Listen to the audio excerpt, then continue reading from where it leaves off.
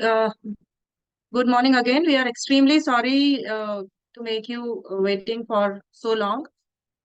Due to some problem, our session chair is not able to join, so another session chair is joining. So by that time, we can start with the Miss Meet Kumari. Yes, ma'am. Thank you, ma'am. So we can start the session. The other session chair is joining within two 2 minutes or 3 minutes.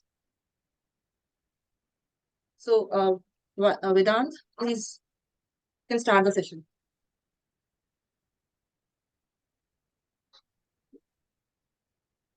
Yeah, so we will start with paper ID 640. That is titled Realization of LG OWC Systems Employing Different Filters. So you can take the floor now.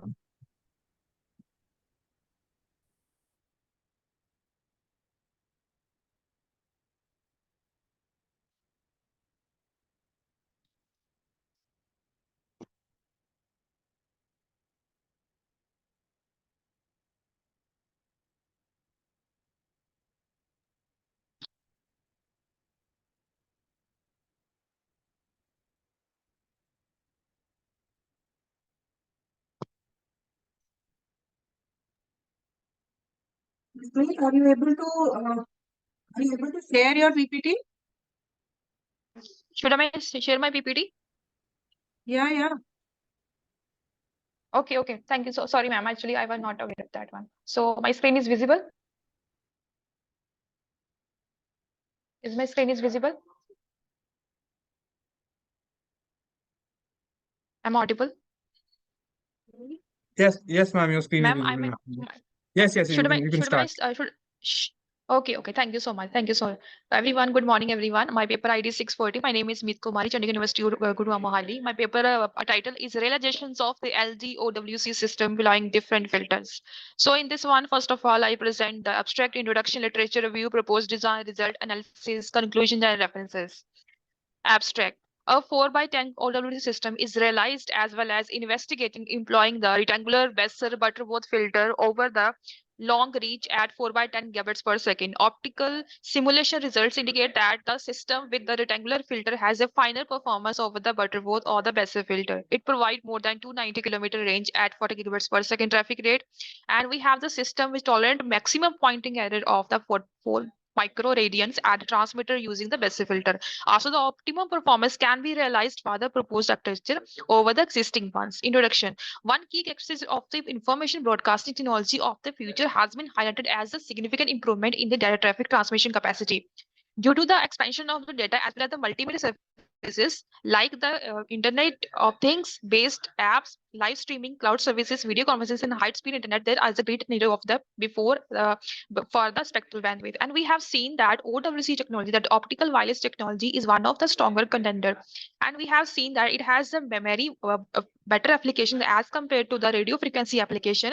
And in the terms of the wireless technology, several filters has been used for the transmission in the OWC system to reduce the effect of the amplified spontaneous noise as well as signal noise in these days.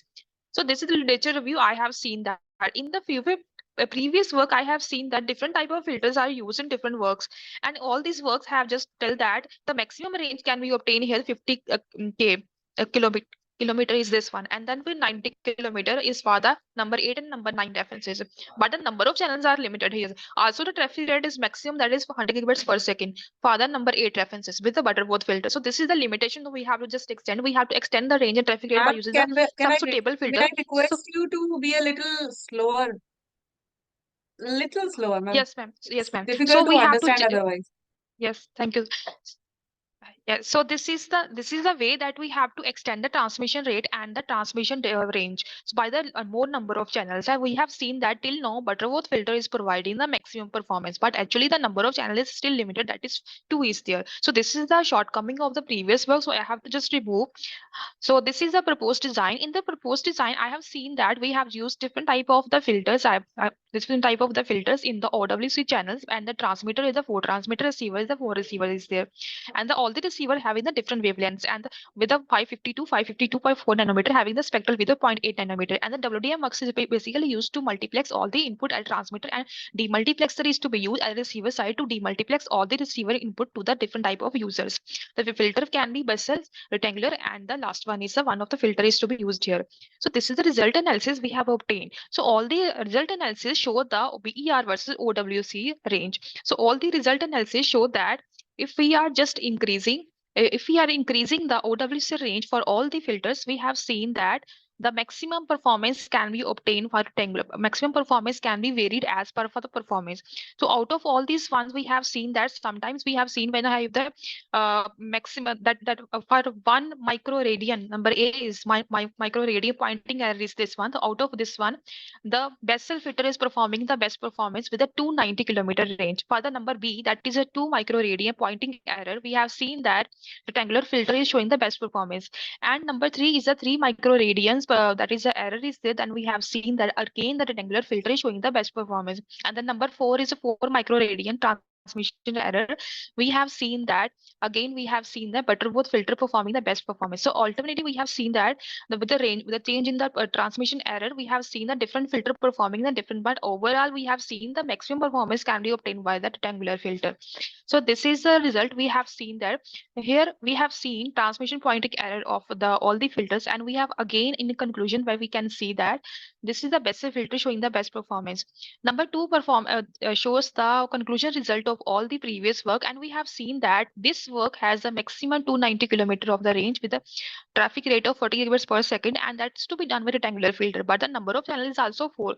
But if the number of channel of 16, number 2 reference is there, but having the limited range of 25 kilometers. So we have to compromise something to be there, but still that is showing the best performance as compared to other previous work. And that is possible by using our proposed design by using the rectangular filter. This is the conclusion. A high speed 40 gigabits OWS channel employing the rectangular Butterworth and Bessel filter by the 290 range is to be investigated, and we have seen that rectangular filter shows the best performance, and this is to be followed by the Bessel and Butterworth filter in our design, and the maximum range of 290 kilometer at 10 gigabits per second can be achieved by this system but for the per channel wavelength. And we have seen that maximum pointing error we can obtain here for microradians for the transmission, and we have seen that BER limit of 10 to minus 9 is to be considered here. This architecture shows the best performance as compared to the previous performance, and in future this design can be realized for the remote urban areas with the high security long haul communications for the high bandwidth communications. And this is the references I have used, and thank you. Yes, ma'am. This is done. Thank you, ma'am. Okay. Thank you for your paper, ma'am. Can we go to the first slide, title slide, ma'am? Yes, ma'am. Realization of LG OWC system employing different filters. Ma'am, I appreciate your research work. But my question is, for a common person, what is this? How is this research useful? Basically, ma'am, we are now For a layman. Yeah.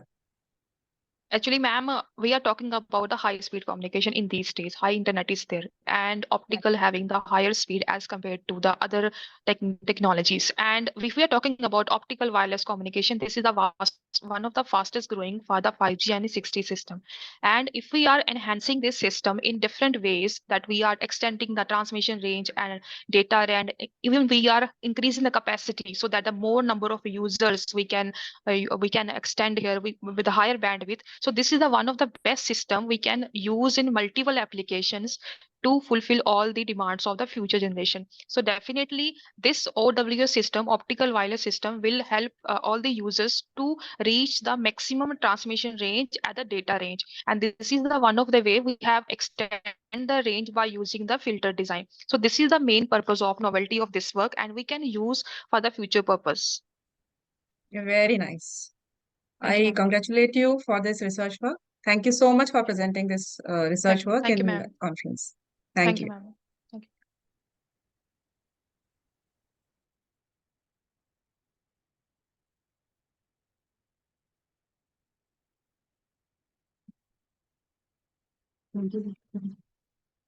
Thank you so much for that presentation. Now, next, we will have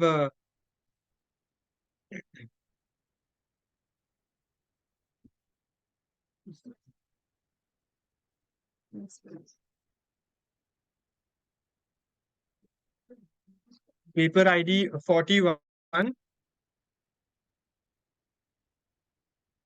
using deep learning techniques, learning algorithms for accurate diagnosis and outbreak predictive of monkeypox. Ma'am, you can take the stage. Please share your screen as well.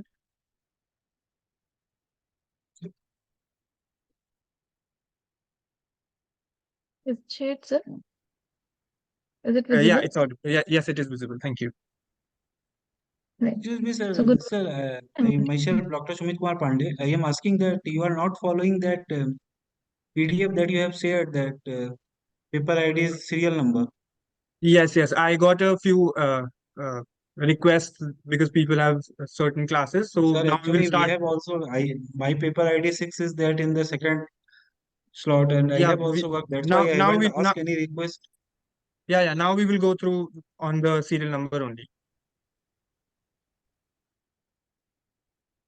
A very good morning to everyone. And I'm Monica Datta, and I'll be presenting my paper titled Using Deep Learning Algorithms for Accurate Diagnosis of Outbreak Prediction of Monkeypox. And my paper ID is 41. So the table of contents includes introduction, literature review, the research gaps that have been identified, the objectives, the dataset, and the methodology used, results, and finally the conclusion. So coming to the introduction, it is a very zoonotic disease that is discovered long back, but then it sorry, but then it was actually found in the animals first, but then it came into human race from 1970, and the symptoms include fever, headache, muscle aches, etc., etc. The purpose of choosing this disease is very less work have been done regarding AI and ML to enhance this diagnosis of this disease. And so machine learning techniques have analyzed large datasets of lesion images to identify the transmission risk, informing public health authorities. So, to minimize the risk of this disease, many tools have been used, but very less work has been done upon the tool that we have used, the mobile net V2.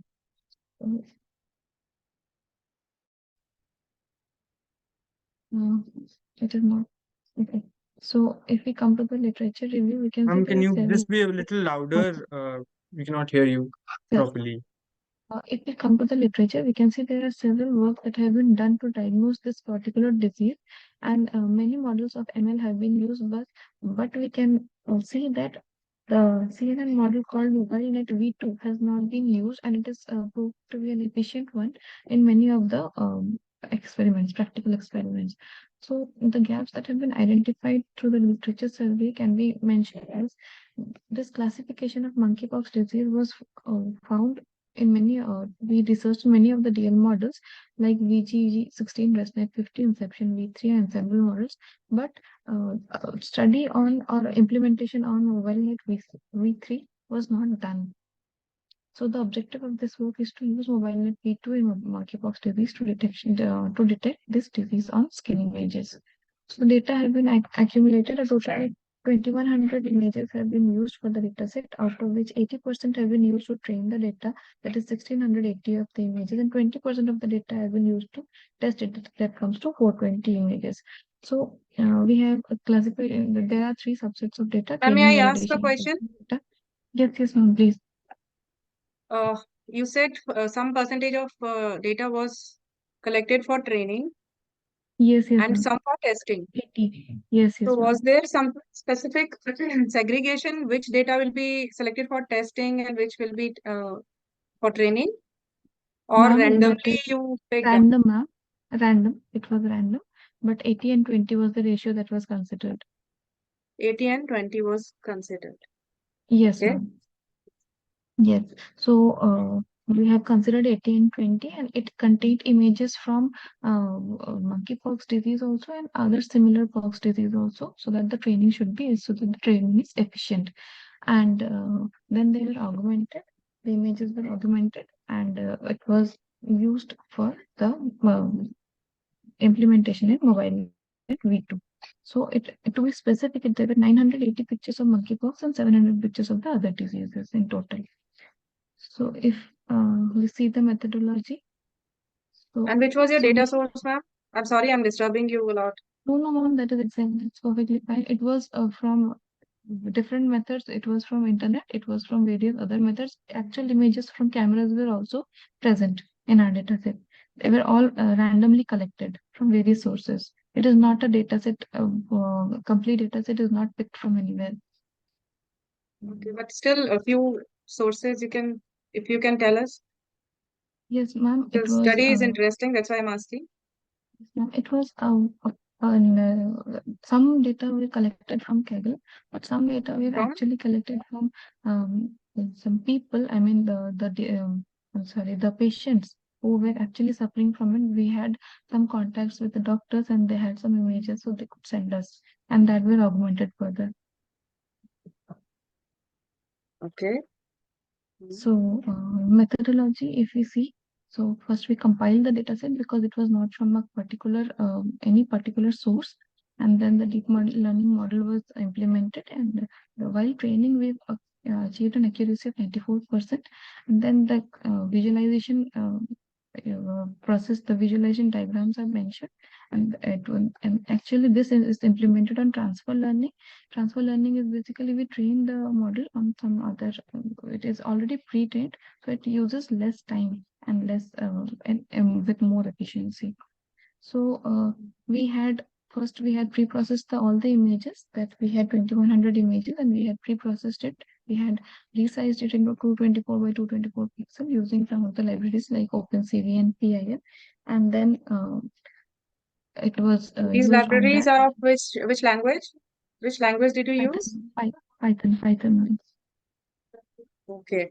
So I think you must have, you must be showing some of the parts of code also It is here. not in the map code. I have not shown in the PPT. And if you require, I can then show you. But in presentation, I have not prepared the code now. Okay, fine, ma'am. But I think that was a little necessary because these methodologies can be explained, but that code cannot be explained in words. So that's was my expectation. Yes, ma'am, I understand. But presently, I didn't Anyways, incorporate you can those. carry on.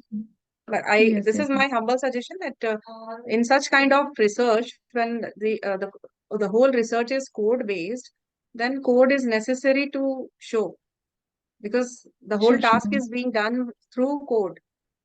Exactly. Yeah. So I'll be mentioning it now. If even if in this session, even if I'm given time, at the last I can show you if you allow Yeah. me. Yeah. Yes, ma'am. So, as we know that we have the basic human model and we have a particular data set, and now we have to train the model according to our data set. We have to do some settings into that, the hyperparameter optimizations.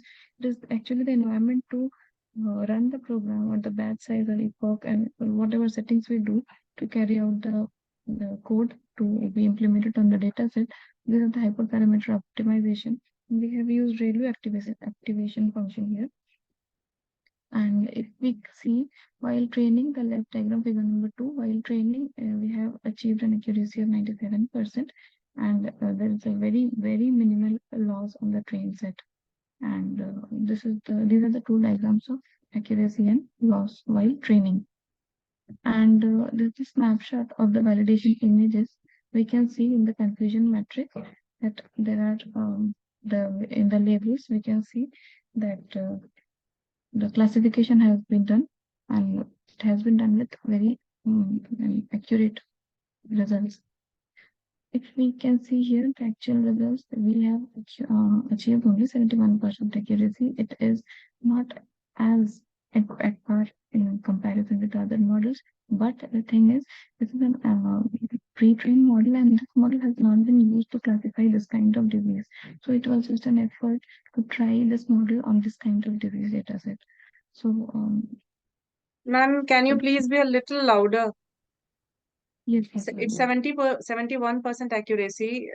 Then you yourself are saying that it's not that much accurate. yes, So did you try with yes, some other kind of model? Actually, there were many models that have been tried on this, but this was not done. So we had tried on this. We had tried to implement this model to classify this, and this is as far as we studied, this was not found. This model was not found to be used. So that was an effort to try this, and further that it can be enhanced. It can be further. The model can be further tuned to be enhanced. But what we Okay, ma'am, achieved carry was. on. Carry on, please. Carry on, please. Yes. So this to conclude, we can say that timely diagnosis of this disease is really essential. And with the increasing in technology, in future also, if these technologies can be enhanced and implemented in a better way, it can be very much helpful to the mankind. So and in future also it can be used that if we can say the limitations of the study, the data set was not that large, and we this fine tuning of this model can be further done because transfer learning has its Okay, own we advantages. can come to the next slide, ma'am. Yes, ma'am. That is all about the presentation, ma'am. These are the references that helped me come up with the study. And thank you. Okay, thank you, Monica ji, for presenting this research work you have done. Thank you. It was Thank you. it was good work, but first of all, I would like to suggest you that while giving a presentation, please show some energy because it really works on the listeners. It was difficult to Actually, I'm listen missing to out on my you. class, and so I had to manage this way. I so Ma'am, I'm just outside of my class and managing this this way. is not the platform to say anything else. This is my humble suggestion. Plus, Yeah. when the result is not up to the mark in such kind of research work, then some further suggestion is also required to give by the researcher, or maybe future task. What is the next plan of action that is required? Yes. Otherwise, this Okay. is I think this is a good research for humanity. For that, Thank you, ma'am. I would like to congratulate you. Thank you so much. Thank you. Thank you. Thank you.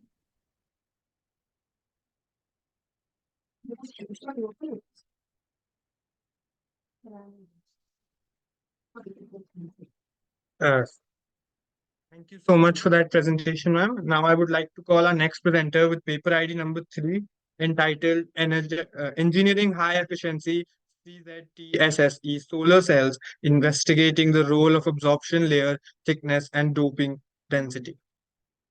Paper ID 3, entitled Engineering High Efficiency. So you can take the.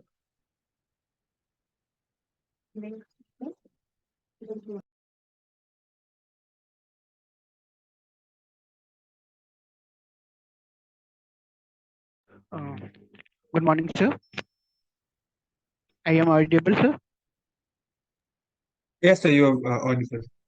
So, sir, my paper ID is 3, and the paper title is about energizing high efficiency CZTSS CPs solar cell investigate the role absorption layer and thickness and doping density. Doping density is none other than the acceptor density, and I am Aniket Rama from VLSI Center of Excellence, Chitkara University, and let's start.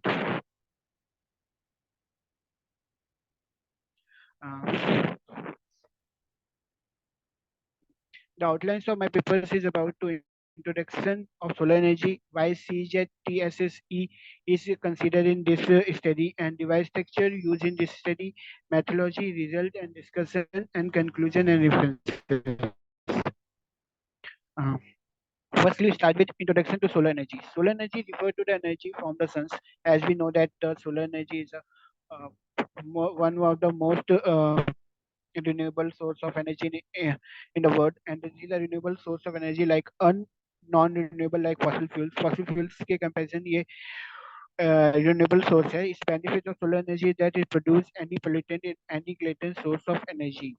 And the solar energy technology uses the sun's energy to light the homes and produce electricity. As we know, we use this energy to produce electricity in this study. So why CZTSSE is considered in this study as compared to other materials like silicons, and CZTSSE has gained the attention from its potential in solar cell due to the several benefit. Is have a tunnelable band gap which is higher than the silicon, high absorption coefficient, which is comparison in comparison of other materials, is have a low long-term stability. This is a long-term stable and the potential of low cost fabrications.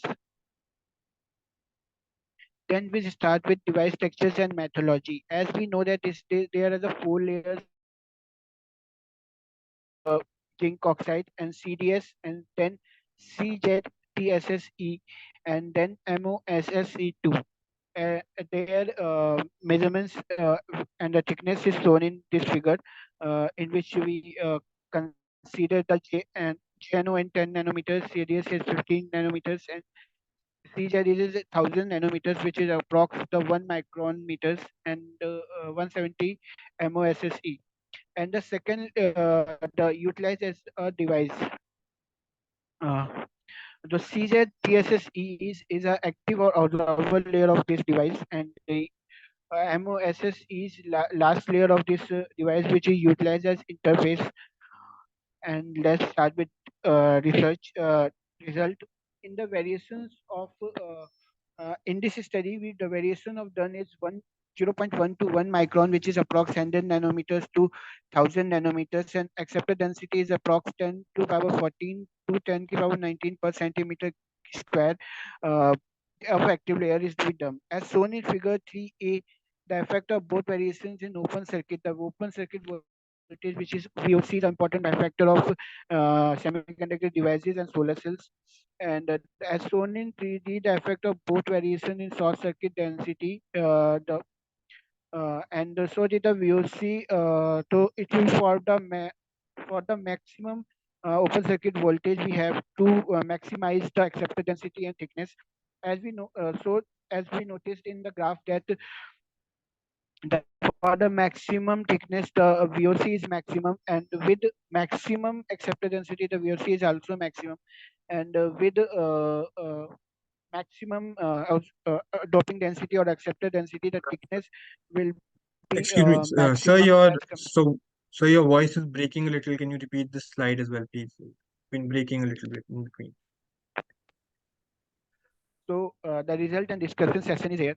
This is in this study, the variation of thickness from 1 micron to 0.1 micron, which is approximately 1000 nanometers to 100 nanometers, and accepted density, which is 10 to power 14 to 10 to power 19 centimeters square of active layer to be done.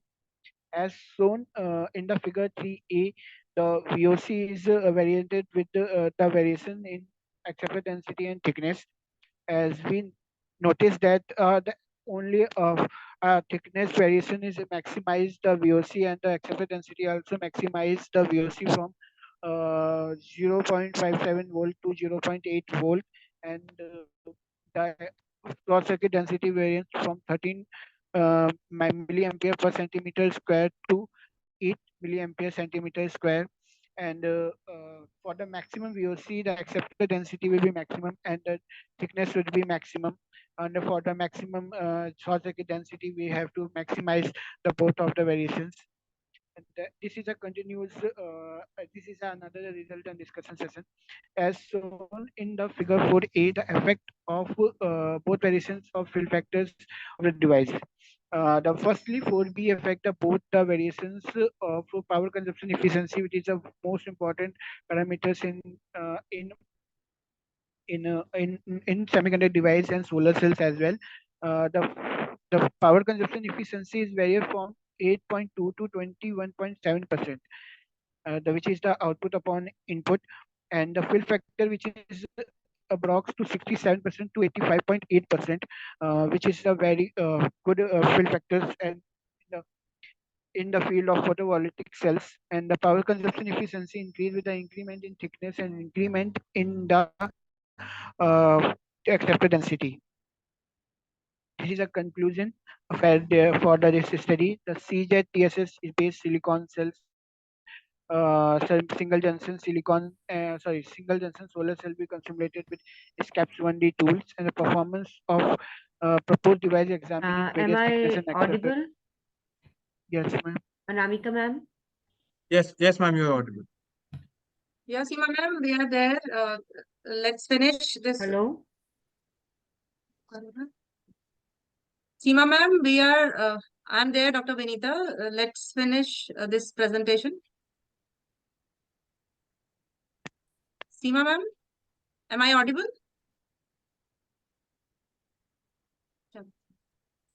Please continue. Okay, ma'am. The presenter Thickness. can continue. Okay, Yeah, ma'am.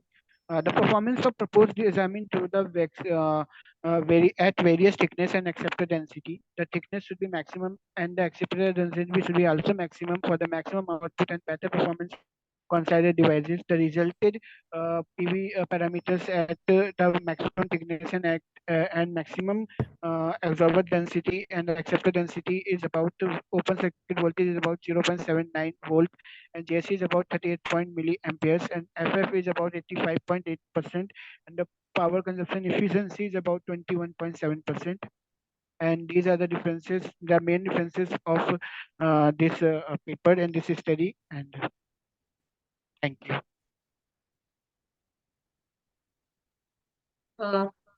Thank you for for such a great research work. It's really inspiring. Ma'am, I have two papers. Can I present second? Yeah. First, you present both the papers, and then we will discuss about both. Okay, ma'am. Yeah. 1 second.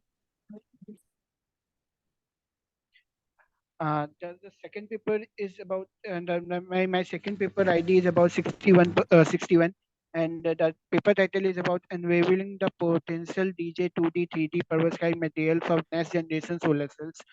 And I am Aniket Verma from VLSI Center of Excellence at Chitkara University.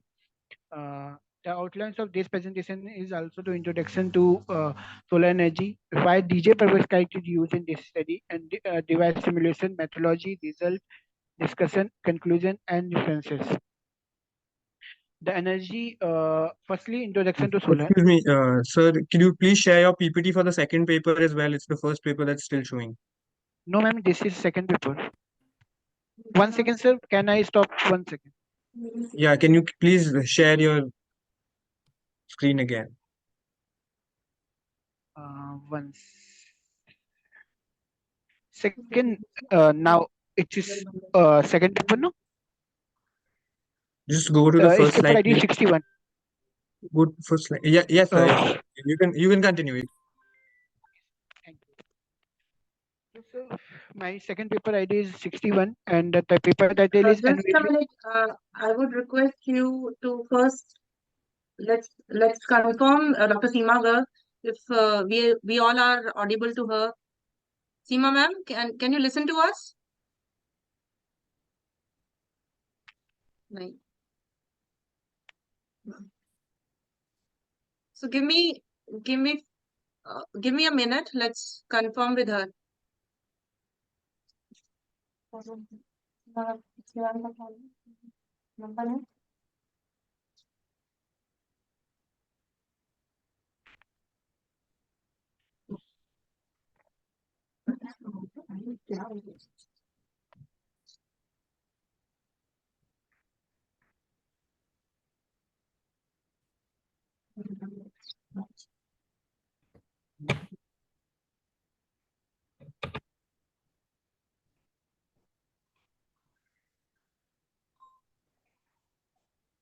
Vinita ma'am, मेरे को कोई आवाज नहीं आ रही, मेरी आ रही है आपको?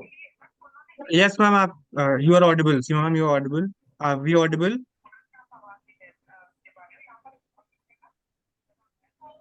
अच्छा ठीक है, तो मैं अपना सिस्टम छोड़ के आ रही हूँ क्योंकि मैं फालतू में आधे घंटे से सिस्टम जद्दोजहद हो रही है। ठीक है, कमिंग। हाँ, coming okay.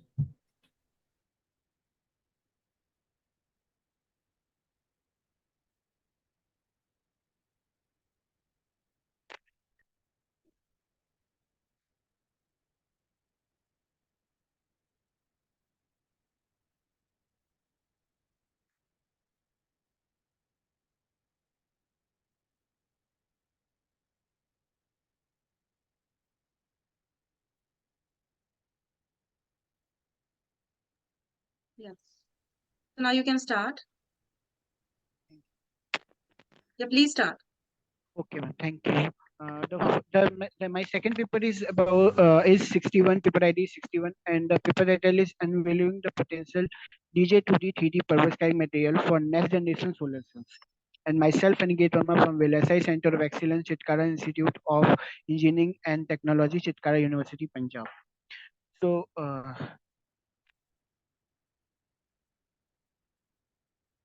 the outlines of this study is introduction to solar energy and why DJ perovskite used in this study, device structures, methodology, and the result and discussion, conclusion, and then references. First, start with solar energy. The greatest untapped solar energy in untapped energy source is solar energy, which may be using the photovoltaic cell to generate electricity. Solar cells is a great technology which reduce the needs of fossil fuels while producing electricity from solar energy, make it suitable and renewable energy. The solar cell works for principle of photovoltaic with the photons plus voltaics. Nowadays, the photovoltaic industry is getting much attention to convert the renewable solar energy into the electrical energy from using a PV devices. As compared so we consider the DJ perovskite for as a perovskite material for making a photovoltaic cell, and the DJ perovskite is a fixed structure which involve the consecutive inorganic and organic layers which focus on ideal choices for application in solar energy. Perovskite is used due to the some responses, its optical and electrical properties, and the cost effectiveness, flexibility, high efficiency, stability, and excellence charge transport. Uh, I am audible now, sir? Yes, sir. Hello. Yes, sir. You're audible. Okay. Yes, you're audible, sir. Okay, sir. The next slide is about device structures and methodology. Device structures is that we consider the four layer in this device, which first is TiO2, the tin oxide, and the topmost layer of the electron transfer, and which is work as the electron transfer layer. The perovskite have a three layers material, which have a one absorber layer, one ETL, and one STL. The whole transport layers, whole electron transport layer, and third is absorber layer. The next generation DJ perovskite FAMAB based layer work as the first absorber layer. As we consider there are two absorber layers. First is DJ2D and second is DJ3D. And the spirometer is the last layer of the this device, which is work as the whole transport layer. Result and discussion in this study. So firstly, in this study, the variation is done from 50 nanometers to 500 nanometers, which is 0.01 micrometer to 0.5 micrometer, and the accepted density is about 10 to the power 14 to 10 to the power 19 per centimeter square of active layer. It's very done figured that 2A affect of both variations of open circuit voltage of the device, and figure 2B affect the both variations of source circuit density of the device. So it said with the maximum VOC, the NA should be maximum and thickness should be minimum. For the maximum output and the maximum open circuit voltage, we have to minimize the thickness and maximize the accepted density. And it is said we said that short circuit can density that the accepted density may be maximum and the uh, and the thickness should be maximum. Then that's for figure 4b, which is for the fill factor effect and PC effects. Effect of on fill factor and power consumption efficiency. As they are shown in figure 4a, the effect of both variations in the fill factor of the device. As we did the 4b affect of both the variations of power consumption efficiency on the device. As a figure 4a, so the fill factor starts increasing with increment in thickness and NA. And the PC device is also increasing with the increment in thickness and increment in the NA, which is a growth to the directly proportional to the both of variations. This is a conclusion in which we have a power consumption efficiency of DJ perovskite under the consideration of different thickness and the accepted density of the device. DJ 2D 3D based single junction solar cell can be simulated by SCAPS 1D tool, and the thickness should be maximum, accepted density should be maximum for the better performance of considered devices. The resulted perovskite at the maximum thickness and maximum observer density is about 1.27 volt. JC is about 20.57 milliamperes. Fill factor is about 88.7%, and power consumption efficiency is about 23.09%. This is the five main references of my study, and thank you. Thank you. Thank you for that presentation, sir. Now I would like to call our next presenter with the paper ID number 6, uh, entitled Optimal Control Design for Load Frequency Control of Two Area Power Systems. Paper ID number 6, entitled Optimal Control Design for Load Frequency Control of Two Area Power Systems. Excuse me, sir. Can I leave? Yes, sir. You may.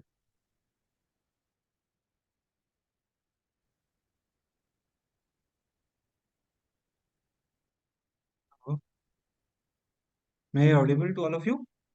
Yes, sir. You are audible. You can start, please. So,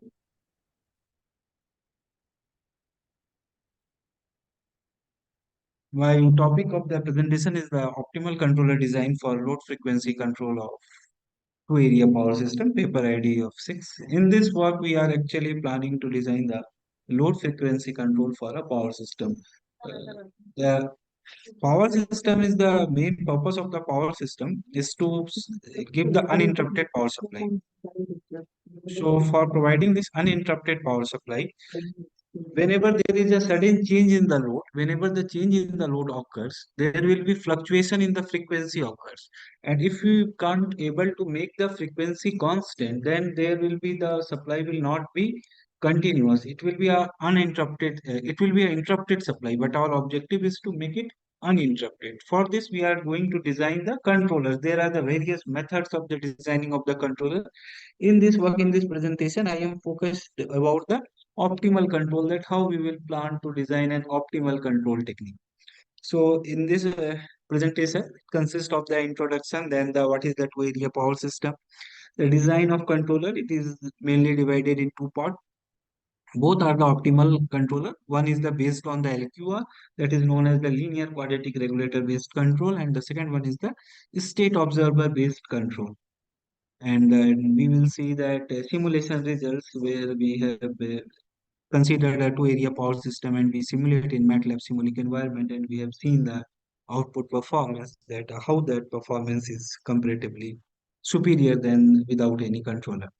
So as I have shown, I have also explained that the prime objective of any generating station and the power and utilization of the same power is to utilize the maximum power. The objective is for any day-to-day life is that how can we utilize the maximum power? And whenever we are telling that we are utilizing the maximum power, it means that we have to minimize the losses or the fluctuations. That is, if we improve that frequency control, then we can able to minimize these losses. And whenever the losses are minimizes, obviously the efficiency of the supply will improved. So in this work, we have considered as the two area power system, that is we have denoted as TAPS. And this variation in the frequency occurs mainly during the sudden load changes or in the distribution of the power. Mainly in the evening time, we can see that whenever there is the high demand of the load, there will be fluctuation in the supply. So this supply fluctuation is due to the variation in the sudden frequencies, and the objective of this work is to make this frequency variation minimum. So this is the actual diagram of the two area power system, where there is the two inputs are given, the two references, and there is the two outputs are there. And these two area power system, actually these two areas are the identical. These two are the identical to each other. Means it is the combination of two identical power system that we can known as the two area power system. And to guarantee an uninterrupted power supply, it is widely recognized that the load frequency control, that is known as LFC, must be successfully implemented. Whenever we will do the mathematical modeling, and we have considered a reference paper to take the values of that constant that are affected on that power system, we are able to find the state space matrix. Then because we are going to deal with the MATLAB Simulink in the state space environment, so in the mathematical modeling, we convert in a state space model where this ABXU, A is the system matrix, that is the power system. The two area power system is represented by this A matrix. This V is the input matrix, that is the inputs that are associated with this power system. Since there are the two inputs, that's why there is the two terms that is associated with the power system. X, these X are the states. States means that what are the physical variables that are affecting on this power system, that is denoted by this X. And U is that control signals, that control signals has been fed to that in a power system for that load frequency control, that is again denoted by a matrix form. This is the diagram on the control scheme of the optimal control system, where this is the representation of any system.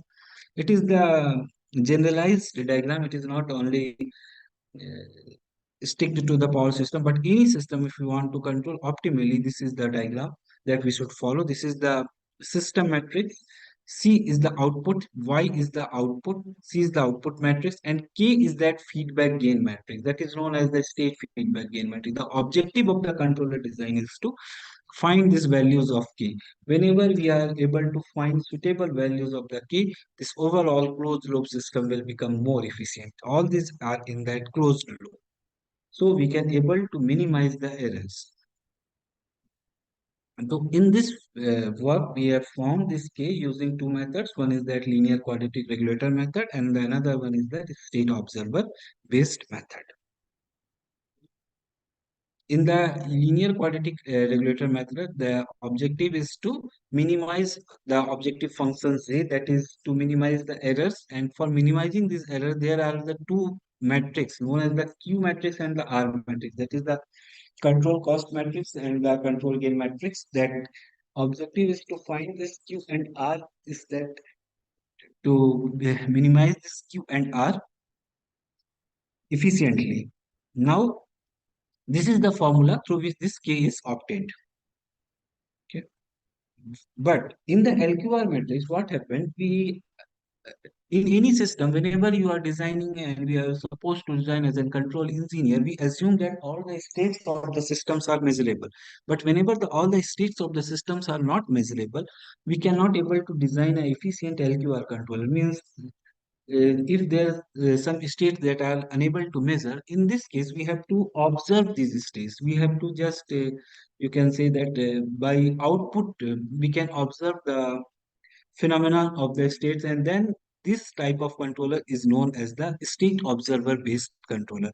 Although the objective is the same, to find the value of the key, but the method is different. That from this here we can see this diagram from I, this thick line shows that we are able to observe the plant states.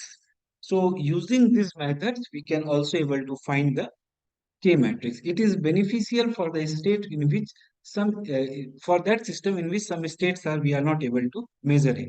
Now we have seen that simulation result. See, this is the simulation result of the uncompensated supply, where you can see this is the frequency deviation. So the frequency deviation should be zero. Ideally, it should be zero. But here you can say that in uninterrupted, sorry, when there is no any controller, that it is around 0.2. Now, whenever we applied the LQR based controller, it is around in between 0 to 0.1, around 0.8. And the next slide, we can see whenever you apply that observer based control, it is almost near to 0. It means there is no any frequency deviation occurs. This is our objective, that the frequency deviation should not be occur. This all results are for area on, and similarly for that second area, we again see that for the uncompensated supply, there is some frequency deviation. When we apply the LQR, it is around 0.06, and whenever we going for the observer based control, it is almost zero. So it shows the efficiency of this observer based control. We can also compare all these things in the tabular form, and also the time required, that how quickly these are getting to settled. So from this, we can also conclude that the plant based on the observer based control is more efficient. It means that observer based control is the efficient controller than the LQR controller. That is our objective in this work. So this is all about the conclusion, that we have designed two methods. One is that LQR based state space control method, and another one is the observer based state space control method. Both the method is successfully implemented in the MATLAB Simulink environment of the two-area power system, where the two-area power system is first mathematically modeled, then the state space matrix has been obtained, and this state space matrix has been put in the MATLAB form, and then we have seen the output responses. Thank you. This is some references that we have followed. Thank you. This is all about that presentation.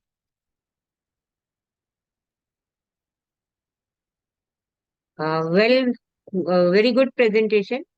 Can you go back to that diagram in which you were showing the variations? Yes, yes, yes, the model which we were saying that it is not generalized. I think sixth slide, number 6. Yeah. So, can you explain this again? How you are taking this controller design based LQR? Yeah. See that our matrices are there, A, B, C, and U matrix. From here we have obtained A, B, X, and U matrix. This X is the state matrix. Now we have putting this A matrix, B matrix in this form. This A is the system matrix, B is the input matrix, and these are the inputs that has been applied. Now C is the output matrix from where we have seen the we have calculated the output. Now since it is a state space control, so we are taking the state of the system as a feedback. These states are the physical parameters that are affecting on the plant, and these feedbacks are multiplied with this gain, that is K. And this gain K matrix has been obtained using different methods, either the LQR method or the pole placement method or the observer based method, the minimum order, reduced order, observer based. And using Your this K, your results are also based on this design. yes. Can you come to the results again?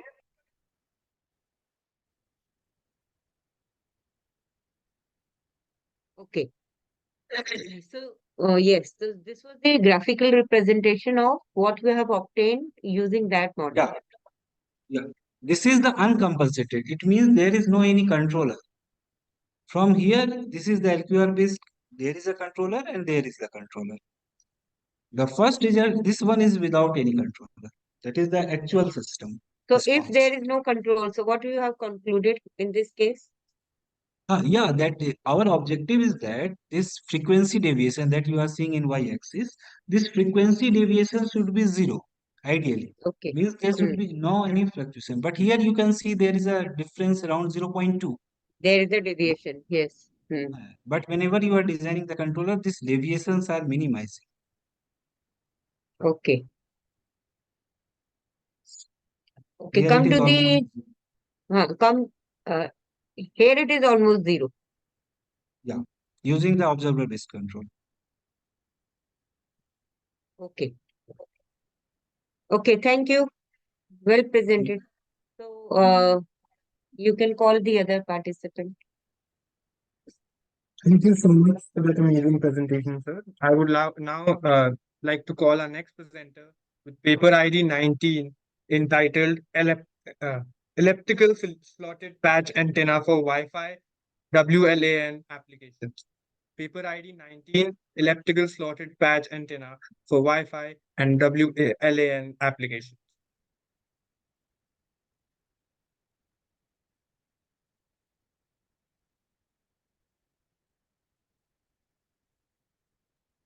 Good morning. Good morning, ma'am. Am I audible? Good morning, and good morning. Yes, you are audible. Continue. Thank you. So, good morning. My paper title is Elliptical Slotted Patch Antenna for Wi-Fi WLAN Applications. I will be in my presentation, I will be discussing what is an antenna, what is microstrip patch antenna, the different feeding techniques, its design, the parametric analysis, results, the comparison of patch antenna, conclusion, and reference. So communication between humans was first by sound. For slightly more distant communication, there came many other methods and devices. Electromagnetic spectrum has been developed for communication, and antenna has been an instrumental in gearing this resource. These antennas are the backbone and almost everything in wireless communication.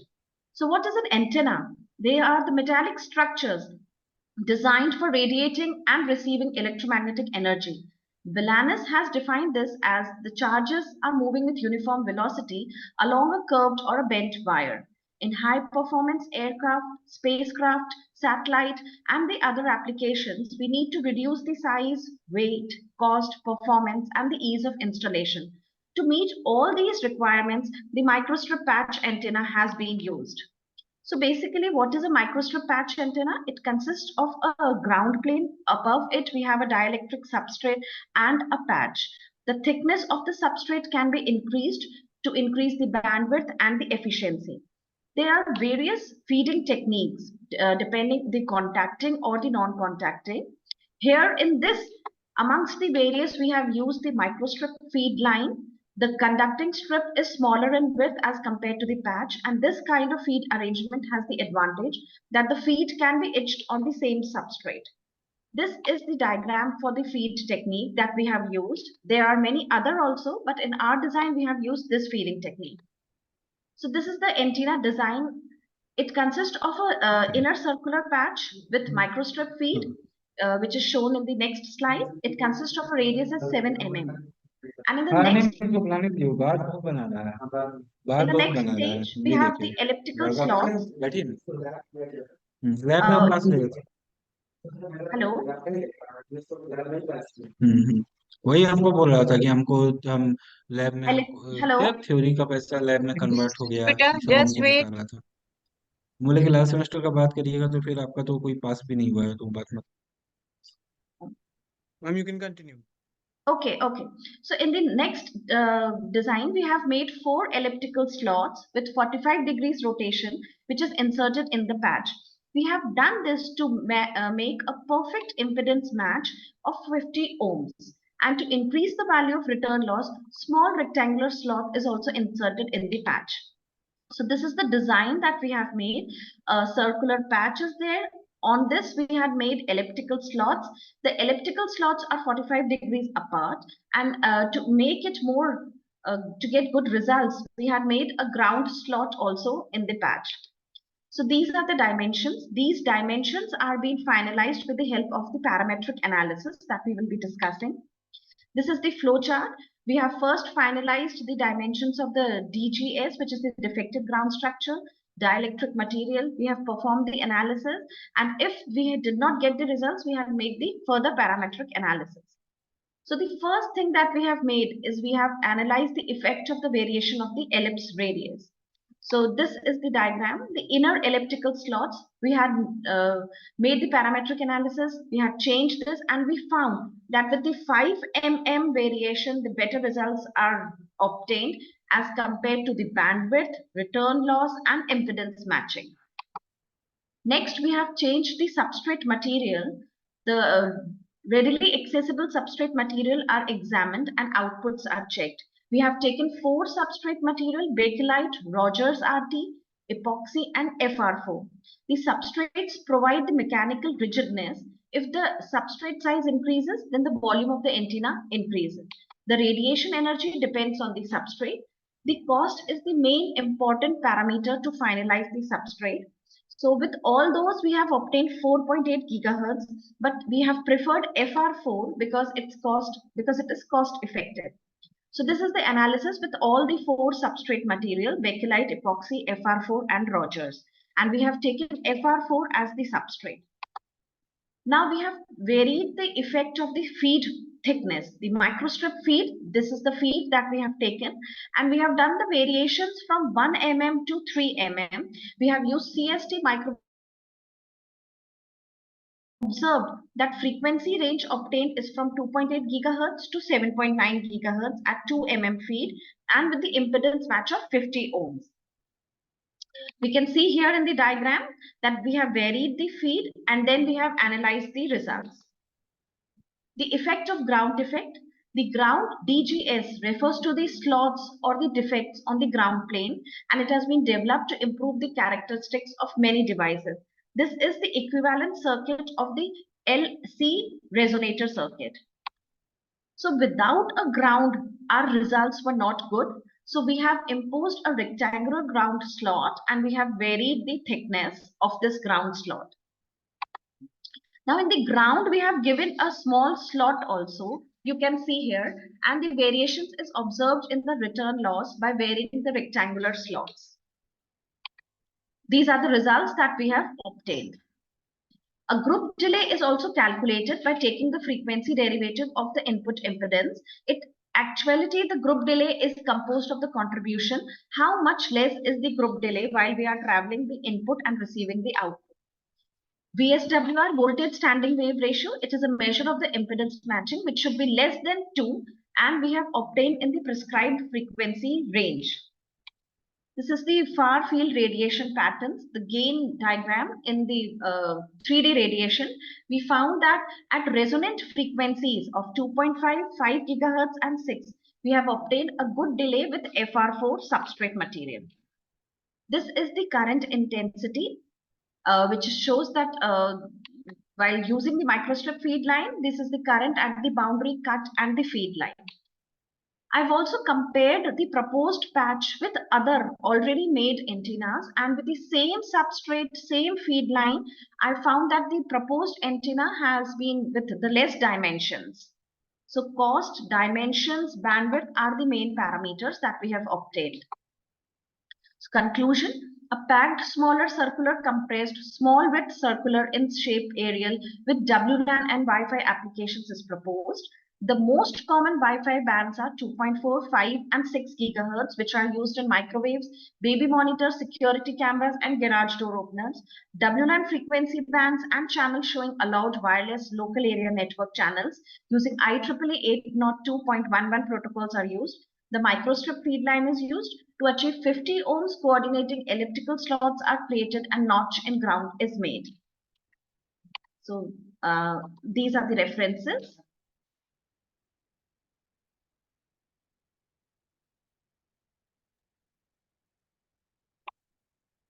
Thank you. Very well presented. Can you go back to your objectives once? Ma'am, first slide. Yes, where you have mentioned your objectives. Okay, ma'am. And this is the antenna design. And in the next, I have given, this is the main design, ma'am, that I have designed.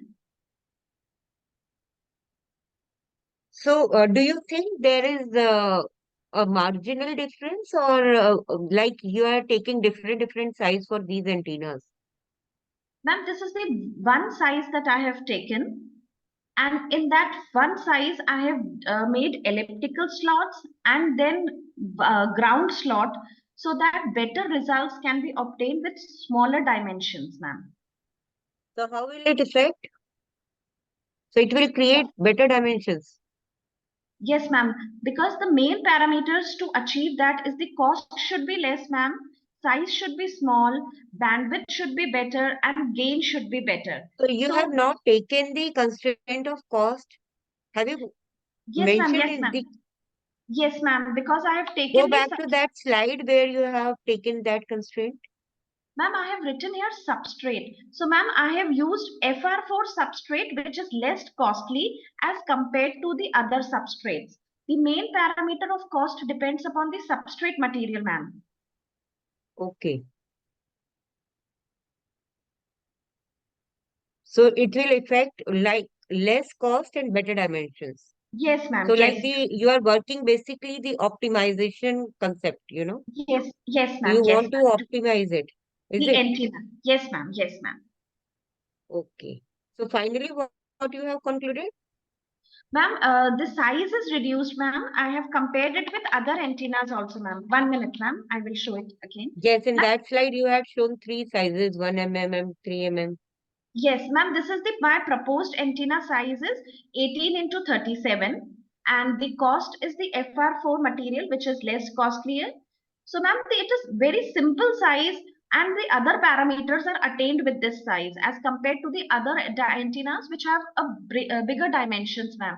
Like in the previous, they have used 16 to 60, 15 to 50.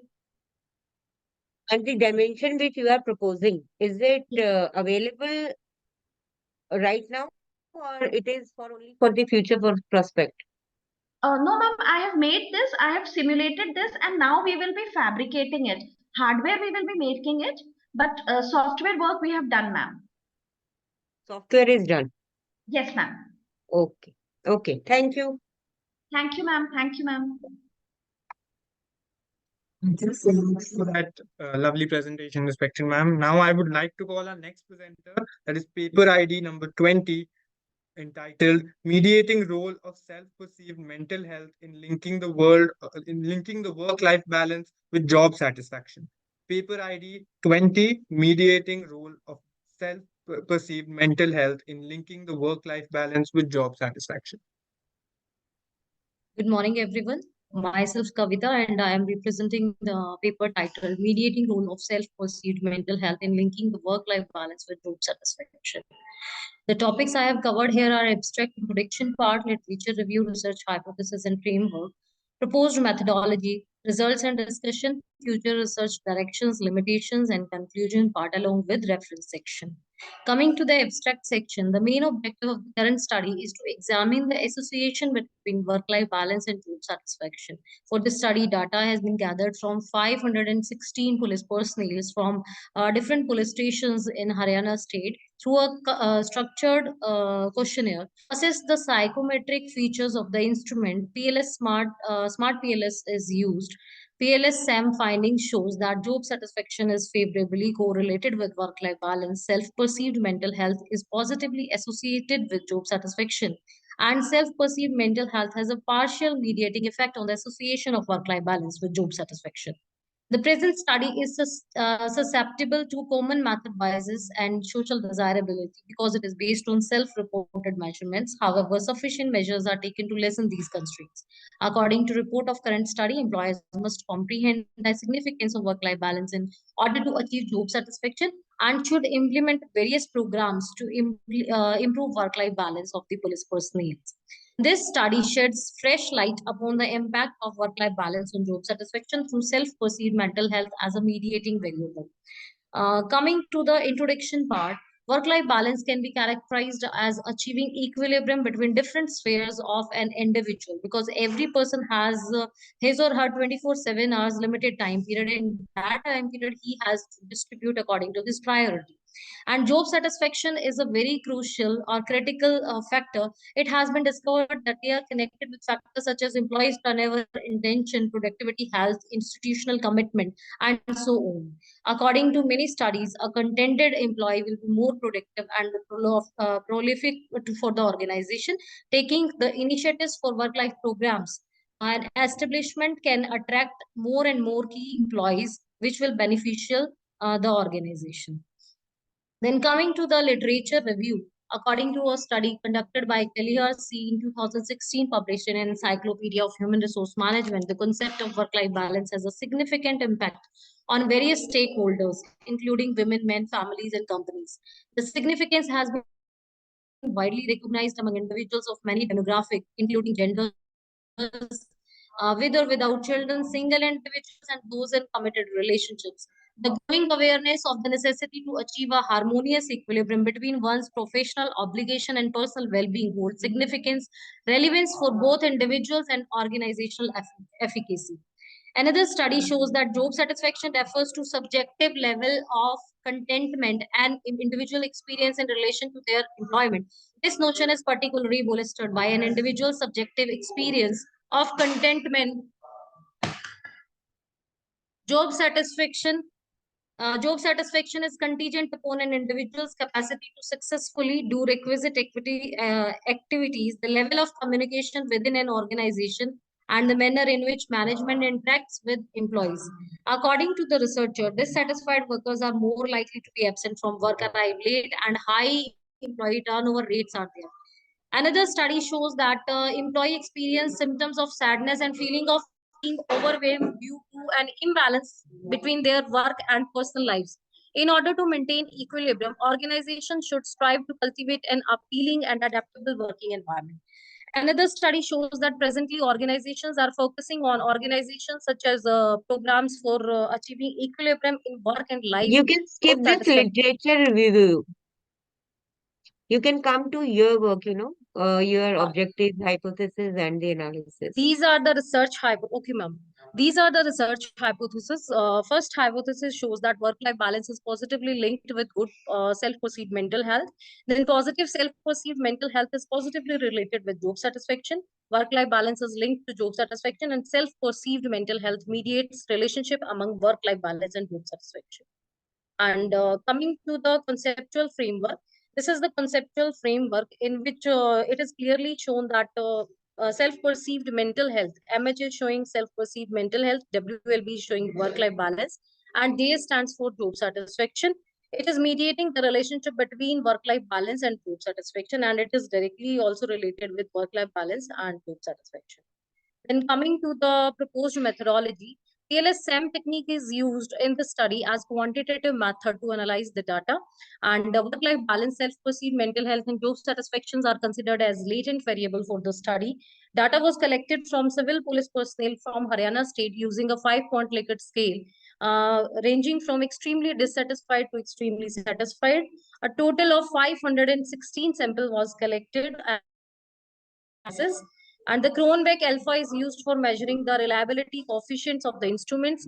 In this study, data analysis method include the measurement model test, structural model test, descriptive study, conversion validity, discriminant validity. The AVE is used to assess the conversion validity. Discriminant validity is measured using HTMT. Then coming to the results and discussion part, it shows that first of all, measurement confirmatory factor analysis findings and measurement model characteristics shows that the two variables having the Cronbach alpha is more than 0.7. It means it is satisfactory level of internal consistency has been achieved for both the constructs. And then coming to the discriminant validity, the HTMT values are also less than 0.90, then it means the criteria for discriminant validity has been established. And this is the structural model evaluation, which shows that there is work-life balance and self-perceived mental health variable explains 61% of the job satisfaction, whereas the residual 39% is described by some other variables which are not considered in this study. Mental health is explained by work-life balance variable 15.6% and remaining by other variables. Then this is the part bootstrapping result shows that hypothesis 1 is accepted as p-value is 0. Then second hypothesis is also accepted as the same p-value is less than 0.05, and then same with the hypothesis 3 and 4. Then coming to the discussion part, the model suitability test discloses that the impact of work-life balance on self-perceived mental health is substantial and positive, as p-value is less than 0.05. Analysis part also discloses that work-life balance is indirectly with the perceived mental health variables contributes towards job satisfaction constructs as path coefficient is 0.045 and significant. These findings are inconsistent with the realization of work-life balance and positive outcomes influence job satisfaction in a positive way. According to the results of third hypothesis testing, the path coefficients with beta value 0.729 among work-life balance and job satisfaction demonstrate the direct effect. And there is also mediating effect, which is substantial with p-value 0.002. Coming to the future direction part, the current work opens up various avenues for further investigation. Future research may investigate the impact and rapport with superiors on employees' job satisfaction and work-life balance. Secondly, the future study, there are various methodologies, difficulties to address. Panel studies can be carried out for future studies. Higher order construct formulation would also allow in depth research resulting in a deeper understanding of job satisfaction and work-life balance on which quantitative models can be developed and tested. And coming to the limitations part, the current study is susceptible to social desirability and usual method biasness because it relies on self-reported matrices. Through sufficient efforts has been made to mitigate these constraints. Study has to rely on survey replies due to lack of objective matrices. Social attractiveness is yet another factor that causes the service research. Thirdly, because the sample was drawn from a single department and region, that is from police employees of Haryana state, the overall generalizability of the findings may be restricted. The job of less personnel is uncertain due to full of complexity job is there. So the results cannot be generalized for other departments and other reasons. Then coming to the conclusion part, the current study findings are expected to benefit society by recognizing the usefulness of work-life balance. When employees feel attainment of equilibrium among official and other roles, they are expected to feel more satisfied and contribute to organization in devoted manner, which also helps society. It is also evidenced from the study that employees who attain balance between the two spheres perceives better mental health as stress is reduced, which eventually leads to job satisfaction. Employees who have attained greater level of work-life balance have favorable feeling towards the department and a positive view for society. When individuals believe they have the ability to balance work and non-work roles, the psychometric happiness of family members has also improved along the employee, having a good influence on society as well.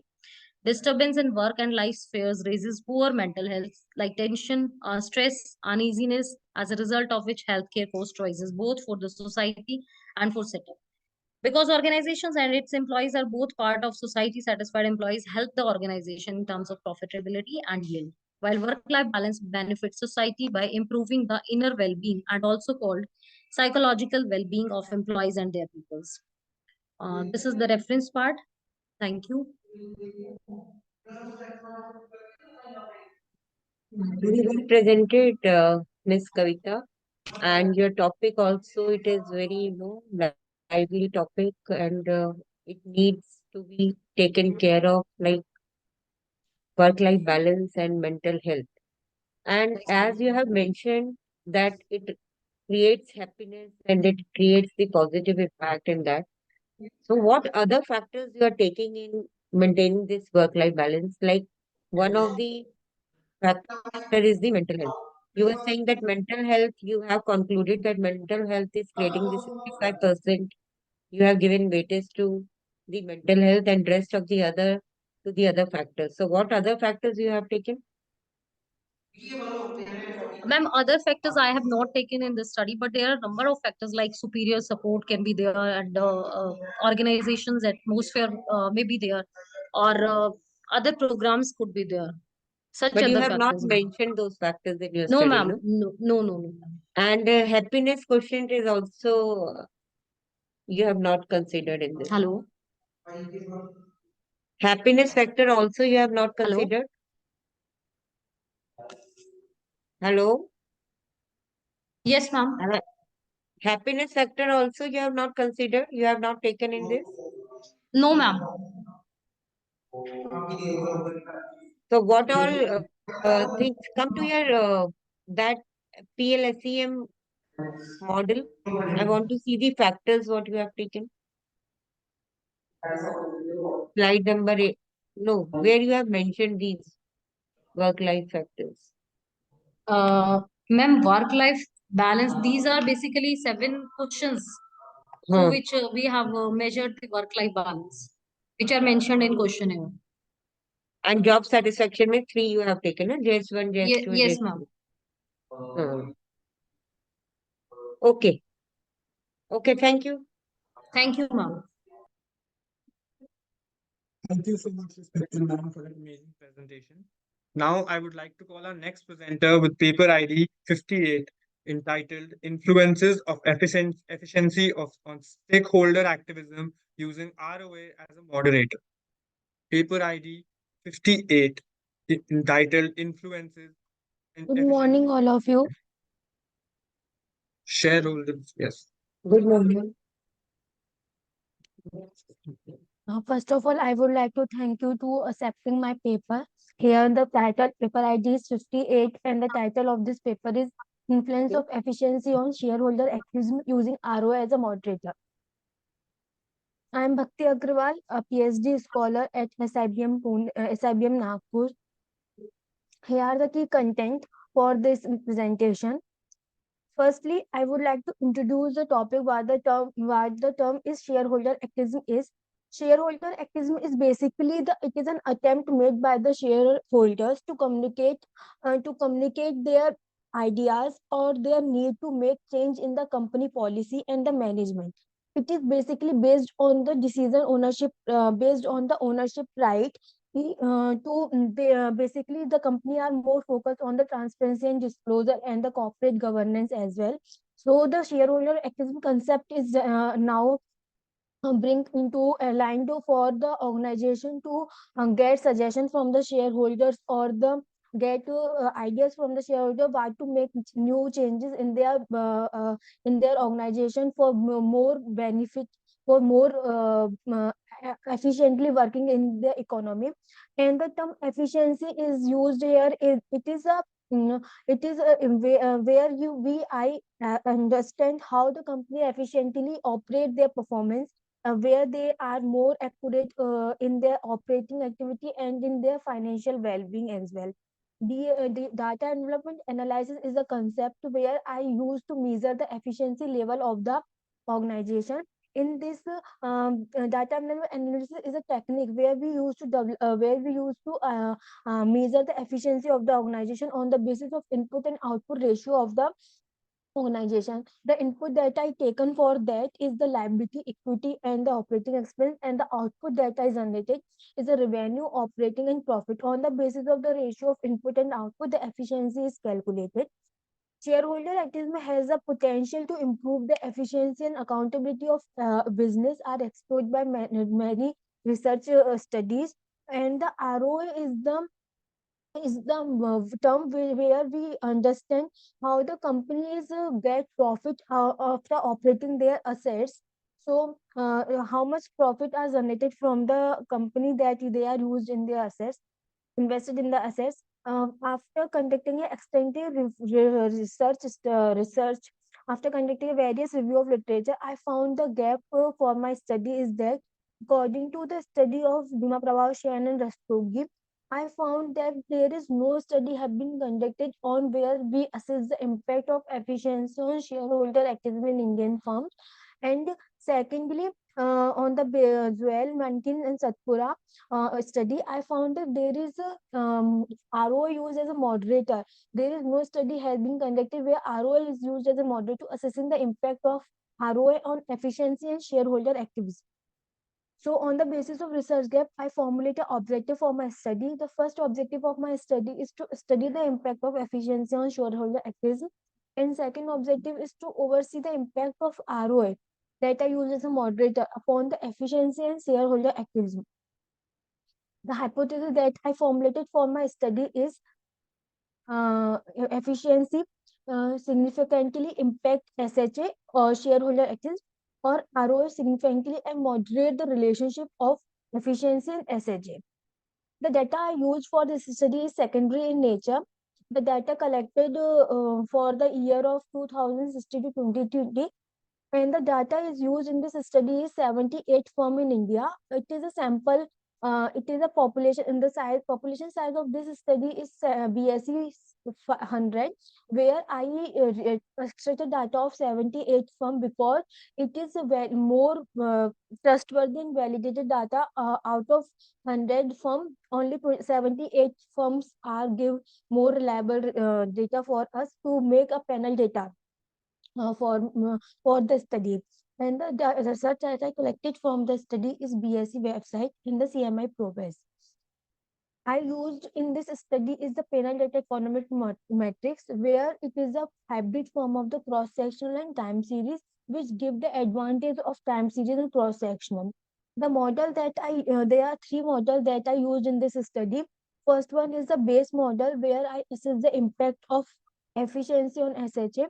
Second is the quadratic model, where we assess the efficiency level on the SHA, and third is the interaction model, where I moderate the ROI on the relationship of the efficiency and SHA.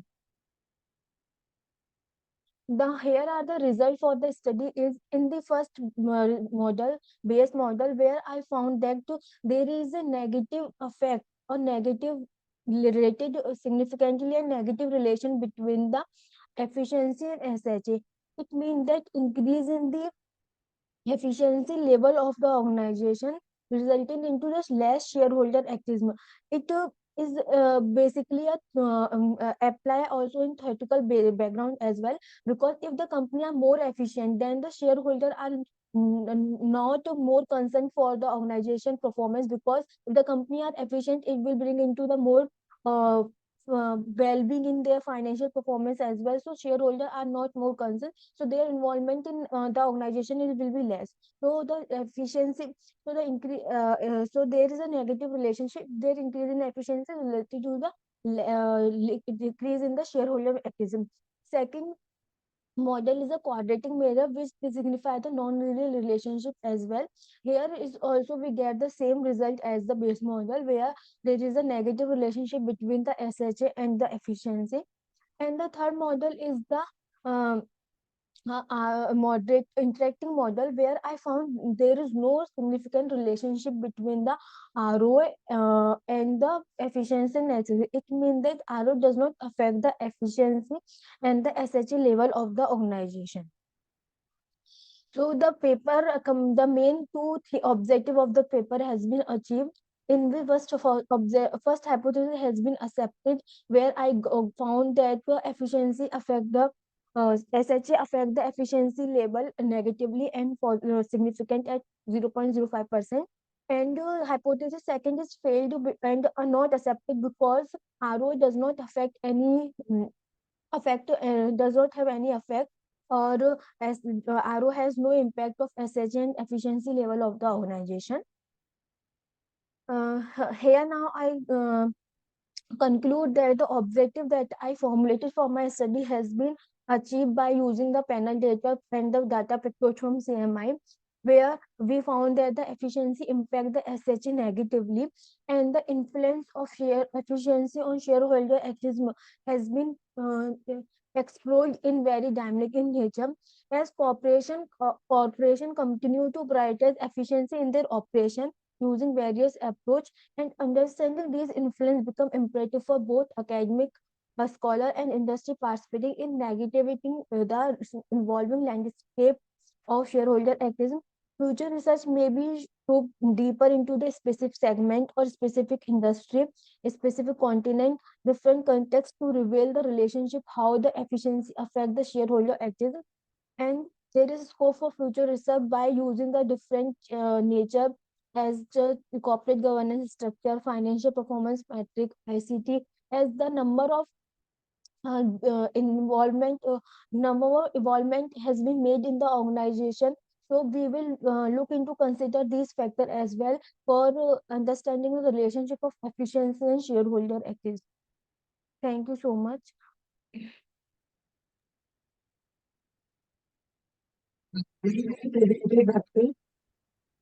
And my Thank you, question ma'am. to you is that as you have used the data envelopment analysis tool in this Yes, ma'am. paper, Yes, so you ma'am. have mentioned DA and then you have mentioned the DDA model 2, number 1 and 2. Ma'am, it is B mean of DEA. It is the B mean of DEA okay. to more And bringing reliability and consistency in the data set. it is also considering the reliability concept. Ma'am, because the data is more segmented, so for bringing consistency in the data set, we use D mean for And that. you are using where you are mentioning the tables, there you have mentioned the word robust. So have you used any tool for the robust to check the robustness of the model also? While analyzing the regression model, testing the regression model, uh, there is a problem of heteroscarcity. To reduce the problem of heteroscarcity, we check the robustness. What test for heteroscedasticity you have used? Yes, ma'am. So, and what were the results for that? Ma'am, result is significant. We reported the result of robust. Yes, you have mentioned robust in all the three models, I suppose. Yes, ma'am. Okay, thank you. Thank you so much, ma'am, for your presentation. I would now like to call our next. One more suggestion. Kavita, can't you, relate these analysis and the results for the ranking purpose also? As we can always use after getting the efficiency, after testing the efficiency, we can rank the like DMUs and all? Yes, ma'am. Have you used the ranking for ranking purpose also? Ma'am, the efficiency is as we compute the input and output ratio, no, the DA will automatically give the efficiency of the organization Yes, yes, for it the gives the technical organization. efficiency scores. Yes. Yes, ma'am. Okay, okay, okay. Thank you so much, ma'am, for your presentation. Now I would like to Thank you, call ma'am. our Thank you so much. now I would like to call our next presenter with the paper ID 126 entitled Proximity Precision Unveiling Consumer Behavior in Marketing Disclosed Quarter. Paper ID 126 Yes, sir. entitled Yes, Proximity. sir. Yes, sir. I am there. I'll Yes, share my screen. yes, please.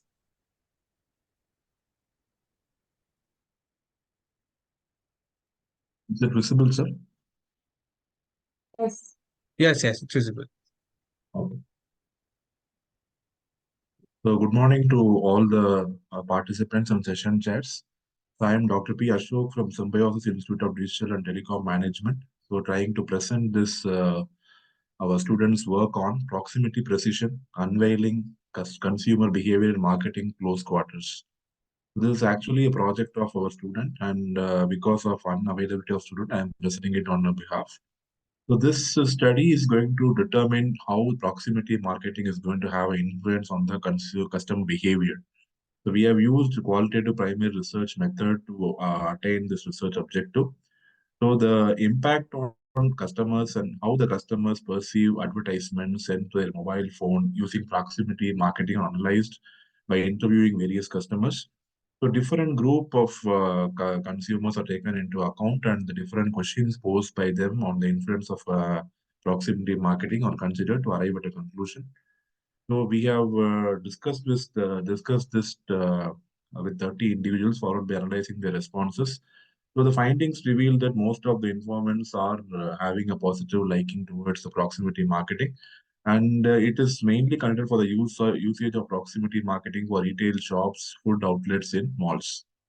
So the consumers tend to visit the brand shop displayed in the advertising content owing to various factors, maybe the attractive display or the discounts offered or the brand value. There are various factors relating to that. So now what is the impact of advertisements? So various types of advertisements are going to affect the consumers in a different way, in a positive as well as in a negative way. But we have considered the following factors for analyzing the consumer reactions based on the content of advertisement, whether it is an image or video or attractive GIF, or how the advertisement is projected, channel where the advertisement is displayed in a crowded place or a place where everybody can see, what is the need for the customer from the advertisement and mood of the customer. So these factors are involved in analyzing the customer reactions, and advertisement design factors and motives of the internet users are going to have the highest impact on the attitude towards advertisements on social media. So nowadays, digital marketing and online marketing have come. So these advertisements put up either physically or online, they really impact more number of people. So what is the benefit of proximity marketing? So it is a unique way that marketers are now using to brand their products to attract customers. It's based on the beacon technology. So we have a lot of competition. When you take a mall, you have a lot of shops there. And when you have a huge people visiting them in the weekend, there's a surging competition to adopt new marketing technologies to pull crowd to your to your shop, right? So researchers have studied on the advantage of using this proximity marketing and how effectively this can be a crowd puller in places like malls and complexes. And even Bluetooth-based activities for proximity marketing triggers high conversation conversion rate practically when we compare to the manual methods. Technology is being used to the fullest extent possible. And it also provides real-time engagement. You can engage the customer in innovative way using innovative video content, and they can decide on the depending on how you advertise your product and the increased consumer engagement. So research suggests consumers with the interest in proximity marketing have a very high rate of buying the product, and the preference the consumers give for buying a product is based on the loyalty level. The large number of consumers are attracted to proximity marketing based on the different strategy of the brands. So the research methodology is we have taken 30 participants, 16 male and 14 female, and the age distribution is mentioned in the table. And frequently, the questions were posed to them: how frequently they visit malls, why do you visit malls most of the time, and what is the rating you for the money spent in the malls. And the qualitative investigative topics were discussed during the group discussion. So what will be the first thought on your mind? Would you consider ignoring the ad or going to the shop? Would you buy from the shop? Or if you buy, what would you buy? And would the brand impression increase or decrease? So what type of advertisement would attract you the most in the above scenario? These questions were posed to the group members, and their response was sought. So analysis of the response of people to the age group under 21, that is teenagers, states that the factors which are very different as compared to the other group of people. The craving is the major factor for which they visit food outlet along with shopping or entertainment. The major thing is to taste variety of food, and it is dependent on amount of time spent in the mall. So there is a variety of options available in parents' intention. The brand image and brand value seems to be very, very large in this age group below 21 years. So in the age of 21 to 30 years, the average spenders and moderate spenders in the mall. So time spent is on visiting a food along with purchase. So 13% of consumers do not prefer to visit the food shops, whereas some prefer eating in the mall only if it's a really good value for their money. And the other factors are budget, how many varieties and options available, and accompanying person. So what do they want to eat? So that is between the 21 to 30 age group. Now 31 to 50 and 51 and above years, similar opinion. So analysis rewind the reason behind for just for shopping and they don't want to eat. And in case if they don't want to eat, the percentage is very, very less. Majority of the time spent in the mall is followed by the accompanying person. So 20% of consumers belonging to this age group and they prefer eating at restaurants outside the mall rather than having food inside the mall, maybe because of the limited choices or because of the cost. Consumer issues in proximity marketing. Consumers are not equally willing to accept the proximity marketing, but they understand the rationale behind this willingness. When digital is the go, we have to accept the change and we have to change our mindset. So when the consumer is willing to accept the proximity marketing efforts based on the relevance of the product being offered. So really, if the product is worth and the effective marketing is done through this technology, it is going to have a good impact on the consumers. On the positive side, proximity is likely to add product in the positive frame set of the consumer, but the decision is going to be influenced by a lot of other factors also. The customers are more likely to visit retail shops or food outlets if the advertisement is sent to smartphones via proximity marketing technology. However, the focus of current research is limited only to the retail shops and food outlets. So this study is conducted to understand and analyze the effect of proximity marketing on consumer behavior, and the overall impact is positive. So the 6 focus groups, the consumers of 30 were divided based on the age group, and we have seen how the group is responded based on their food and mall choices. And additionally, contemplation of visiting the shop depends on the free time available. Otherwise, they would use a VR technology to see the displays in a virtual way. And the brand image is likely to impact below 21 years of age, whereas above 21 to 51 years of age, there is not much of a brand impact happening. And brand value via proximity marketing has a probability of increasing the probability of buying for teenagers. However, it can be concluded that from the research that consumers are overall positively affected by proximity marketing. Thank you. Thank you for the opportunity. So good. This is the new concept. And my question: have you used this proximity marketing? Ma'am? Have you gone through this? Have you used this proximity marketing? We have not used it, but I have experienced the proximity marketing live. Like when you go to a shop nearby, based on the nearby whatever shop is available, they send messages to you. So that proximity marketing, I have seen how the ads will look like in proximity Yes. based So on the as location you you are, share. as you have taken 30 focus groups, Yes, ma'am. So how you decided, how have you taken these 30 focus groups? What was the criteria for No, that? 30 members divided into 6 focus groups, ma'am, or 5 members each, depending on from each category, ma'am, There were as 30 mentioned. members in all, and number of focus groups were 6. Yes, ma'am. And what was the criteria of deciding these focus groups? How you have taken these focus groups? A focus group should cater to all the age combinations now, because we need to have a response from each age group. Also 21 years, 21 to 30, 30 to 50, and 50 above. So we have taken all age groups in Okay. each of the focus. In all the focus groups, this was the mixture Yes, ma'am. Yes, ma'am. combination. Okay. And finally, what have you concluded? Can you once again conclude the Conclusion is depending on the age group, the mindset is differing, ma'am. Less than 21 years, they prefer going to the shops, and they prefer going to the malls to have food there or to buy things. They want to personally go and get there because they are very much impacted with the ads. But the other age groups, there is a reluctance to visit, and if they visit, they are not very much interested in buying, but they want to at least go and have a try. And the choice of food they want to have depends only on their choice, and they don't want to have such craving to have food. But the So last group, you had framed a few hypotheses to satisfy this, to I justify this, think that yes, ma'am. I think it should be there in our paper, ma'am. Because of time constraints, I could not put that here. it is not there in PPT, no? Yes, ma'am. It's not there in PPT.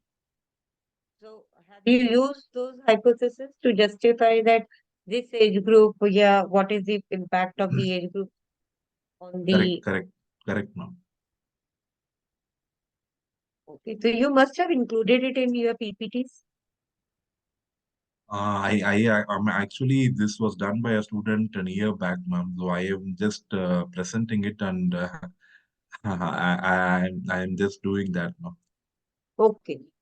Okay. Thank you. Yes, ma'am.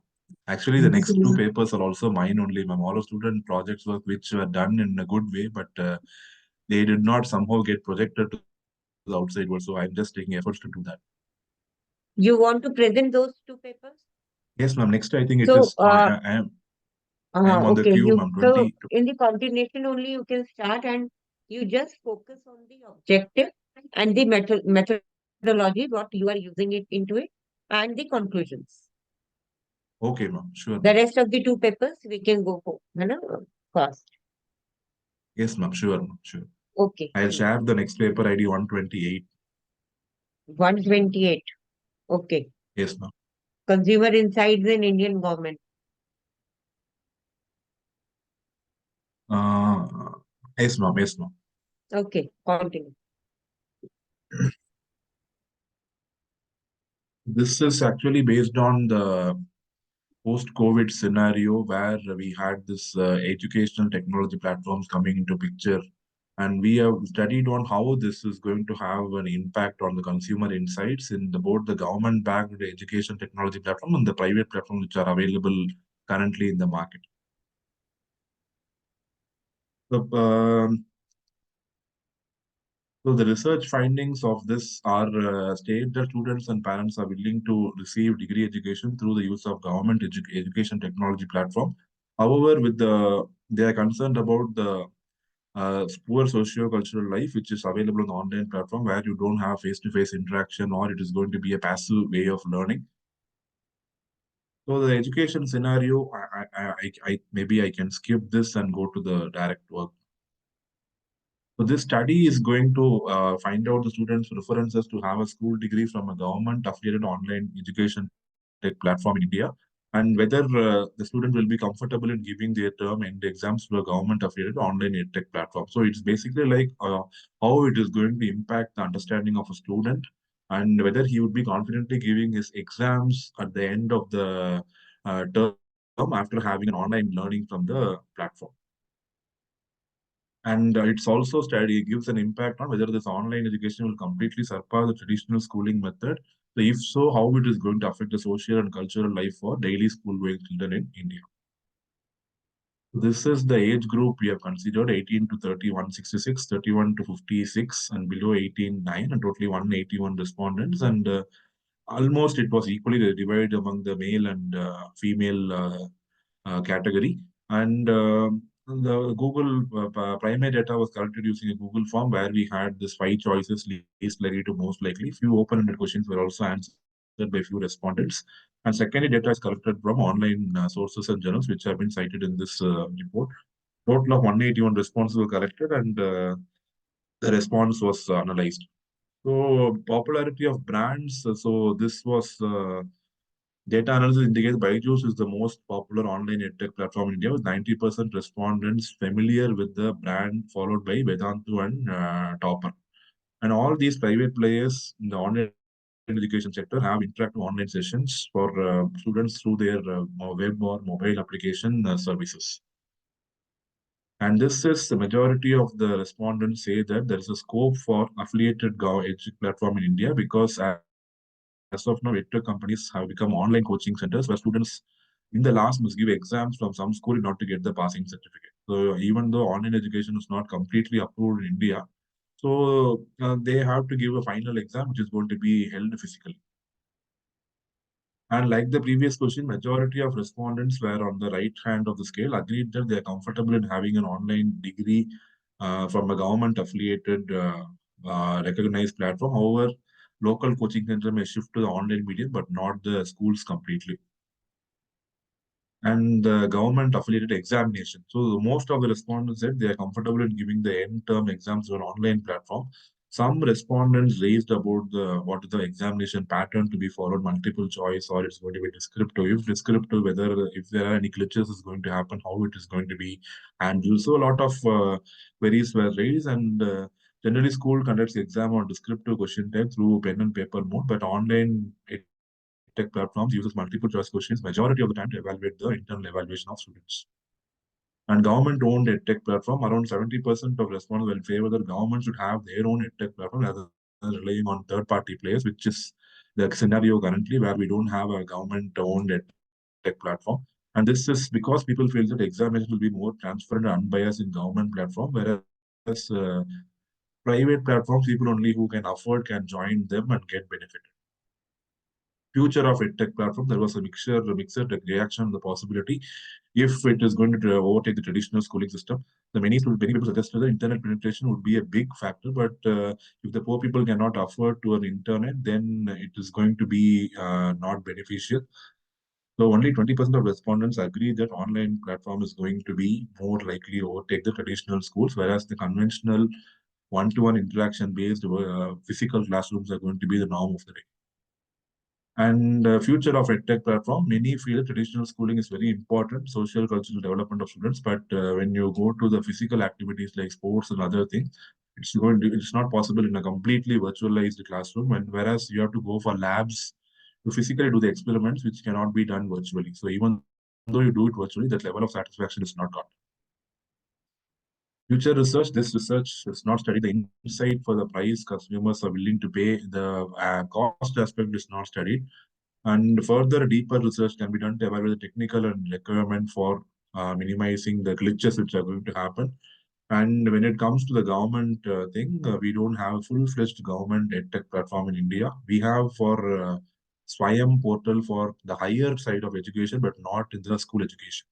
And they can be asked if policies like Sarva Shiksha Abhiyan or reservation in education will be applied to such online platforms, and if yes, how? Conclusion, this was conducted to understand the scope, possibility of offering degree and conducting examinations, and how it is going to affect the socio-cultural life of students in the online edtech platform. So it is going to be a secondary helper of students in the form of coaching center to online institute providing school degree. And edtech companies need to evaluate how they can get affiliation from Indian government for formal conduction of courses and examinations, and how the physical sessions are going to be planned. So nowadays, edtech companies, they have only coaching for the subjects, but they don't have a fully virtualized school because government has not given them the regulations for that. So in case if government goes also has an alternate option for virtual education, how the companies are going to think about that? That is going to be the future open-ended question, which we are leaving it here. Thank you. As you have said that government have not given any consent for these platforms. So Yes, this is ma'am. true because they are not getting any. So CBSE and ICSE, these boards, it is a long story that, and it is not sure that whether they will be getting any consent from the government for these platforms to conduct their examinations. Yes, So yes, as you ma'am. have taken, Yes, ma'am. yes, yes, what were you were saying? No, ma'am, no, ma'am. That's what, ma'am. Fully, completely virtual thing. Even though government has given private forum to start their schools and run in an offline manner, but completely online virtual based schooling system is not a No, it reality is in not India. possible, and if it is possible, then it will take time. Yes, ma'am. Yes. So, because in school they do not promote to go for 100% virtual this thing. Correct. Correct. Correct. Okay, now you can start with your third paper, Yes, ma'am. Thank you. 129.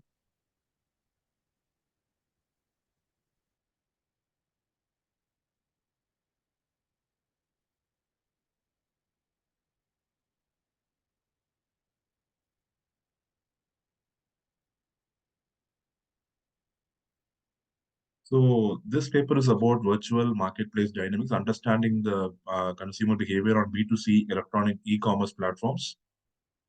So it is to understand how the consumer reacts while shopping online and to understand the impact of features, what they search when they are going to buy.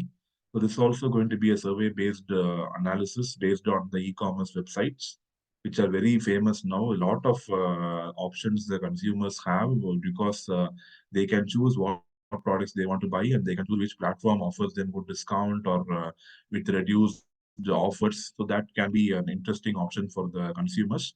And also explain the consumer behavior while the shopping online. So it helps the marketers to position their products accordingly.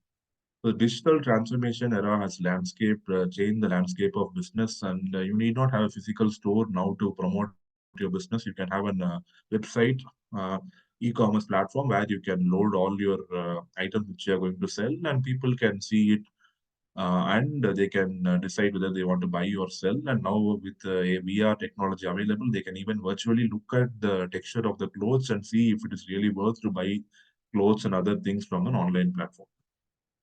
So before the whole business used to consist of you have something called a supply chain manufacturer, supplier, and shopkeeper, but now it is completely changed into between one person, the seller, and the e-commerce website. That's all. So it has simplified the process. The biggest challenge is anybody can start their online store and they can handle the sale of goods globally. Globally is possible. It has opened the doors for opportunities for rural areas and they can get their product sold at a very good price. So before e-commerce, the traditional way of visiting the store, checking for the clothes and buying was the norm. But now we have an option to, we have a lot of option of sellers available in a single website where you can go and have a comparative price study across the sellers. And this study the research used in this study uses five opinions, namely strongly disagree to strongly agree. And the questionnaire was extracted from a previous literature and some modification was done to be in line with this objective of the research.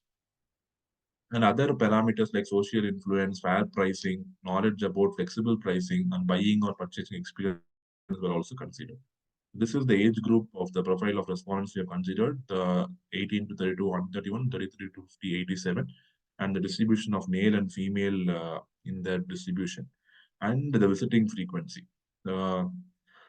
Daily or they visit only when they buy interested in buying a product or weekly. So that was the distribution we had.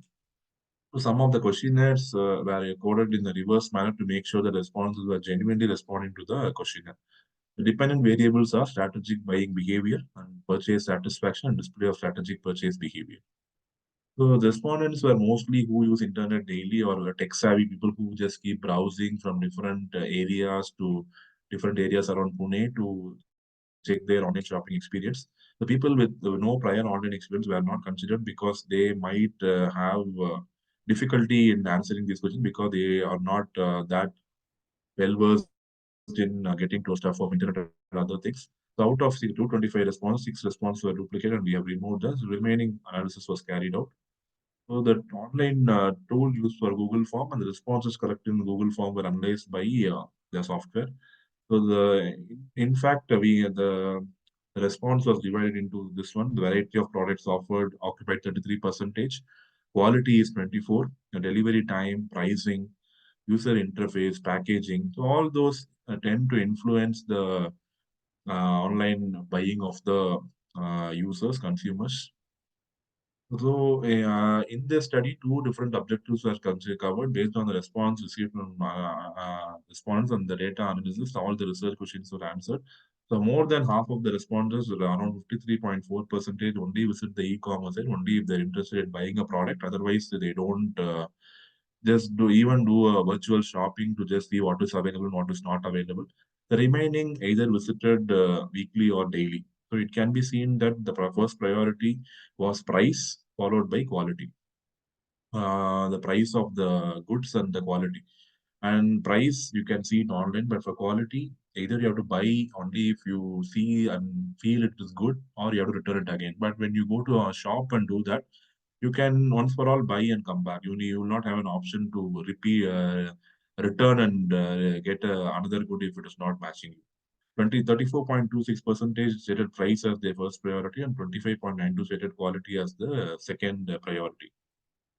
And how hence the conclusion derived for most of the respondents, price and qualities priorities remain unchanged, while all other priorities were different. So other conclusion was 72.4% agreed and 10.2% disagreed that changes in product prices was a good opportunity for them to buy a product. Yes, when there's a sudden drop in the product price or some discount is offered, many try to buy that and have it. And 63.5% agreed and 18.2 disagreed that they keep a track of price of products that they want to buy. If they periodically check and see if there is a drop in price, and then only they buy. It is also evident that while buying online, respondents assign price as at most. Visiting the e-commerce site, 32% preferred variety of products as the first priority. So these are the different purchasing behavior logic behind these consumers. So the factors affecting online buying and visiting online are different. So although the respondents received most of the respondents, first and second priority while shopping online and offline are same, but from third row, the priorities are going to change. So while buying online, the third priority was brand, and offline, it was product reviews. 52.4% agreed and 24.9% respondents disagreed that they motivate their friends to avoid paying high prices. So they convince them saying that the price may drop so you can wait. And others, on the last survey, they usually pay while buying online is fair. So that is the thing. And 87.6% were aware about the information collected by shopping websites, and only 45% were offended due to this information collection. So how secure is the information that you feed to these online systems? And 60% agree they're satisfied purchasing online. And if the pricing is unfair, 59% say that they say negative things about the online retail, they put negative feedback. And 61% of the total agree that they will buy stopping products if the policy pricing is unfair. So they won't buy online if the pricing is going to be unfair. So to also summarize in short, the research question while buying online and offline, the factor impacted most was price and quality. But while visiting the e-commerce store, there were different options as we have seen in the survey. Answer to the second question is that consumers will mostly visit the e-commerce site only when they intend to buy. Otherwise, just for virtual shopping, they don't do that. Most of the respondents see that changing price is opportunity to buy a product, and most of them will track the price before it is going to get changed. When majority of respondents agree to give feedback on social media when the price is high, and majority of respondents also search for promo codes before they buy so that they could have a good discount if they are going to buy. Thank you. So you have used SPSS in this. How many questions you have taken in questionnaire? You included in questionnaire? 10 questions now. 10 questions. Yes, ma'am.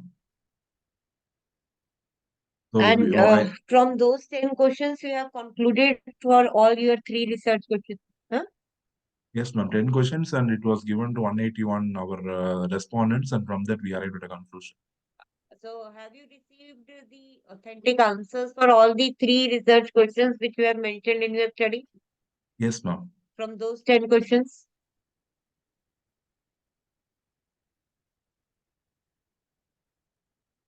Ma'am?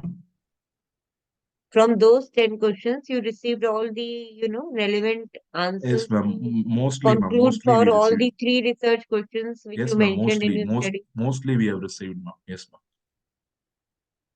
So because you basically you mentioned three research questions in your study. Yes, ma'am. Yes, ma'am. That's why the All first one is first the option was price quality, and the third option alone was variable among the different sets of people. Okay. Okay. Thank you, Thank you.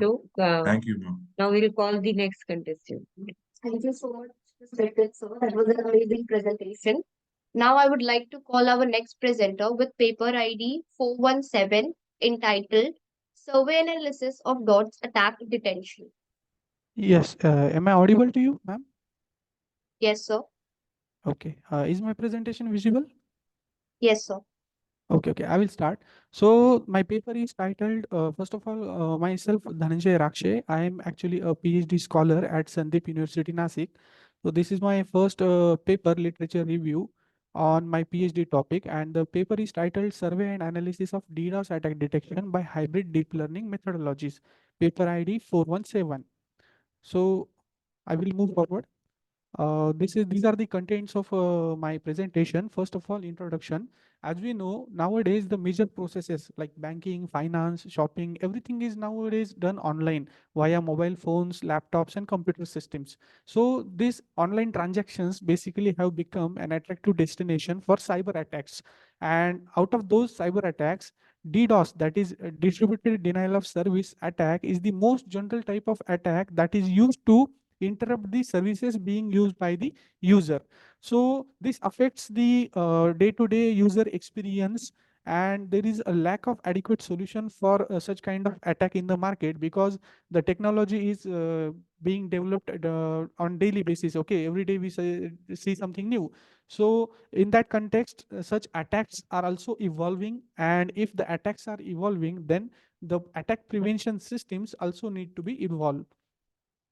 So the scope behind this study was to study various DDoS attacks, study some conventional approaches that can be used to detect and classify the DDoS attacks, and then finally study of combinations of various deep learning technologies that can be used to detect and classify such DDoS attacks. Now the motivation behind this study is to preserve the network performance to ensure the seamless experience to individuals. Means the people should be able to use the service whenever they want to use it without any kind of delay or server down. Second one is to protect or safeguard the online services to ensure availability and reliability. So as we know nowadays, most of the services like Amazon, Flipkart, etc., they are all being offered via cloud. So those are now cloud-based services. So the cloud has become an attractive destination for attacks, and the success behind cloud is 100% availability and 100% reliability.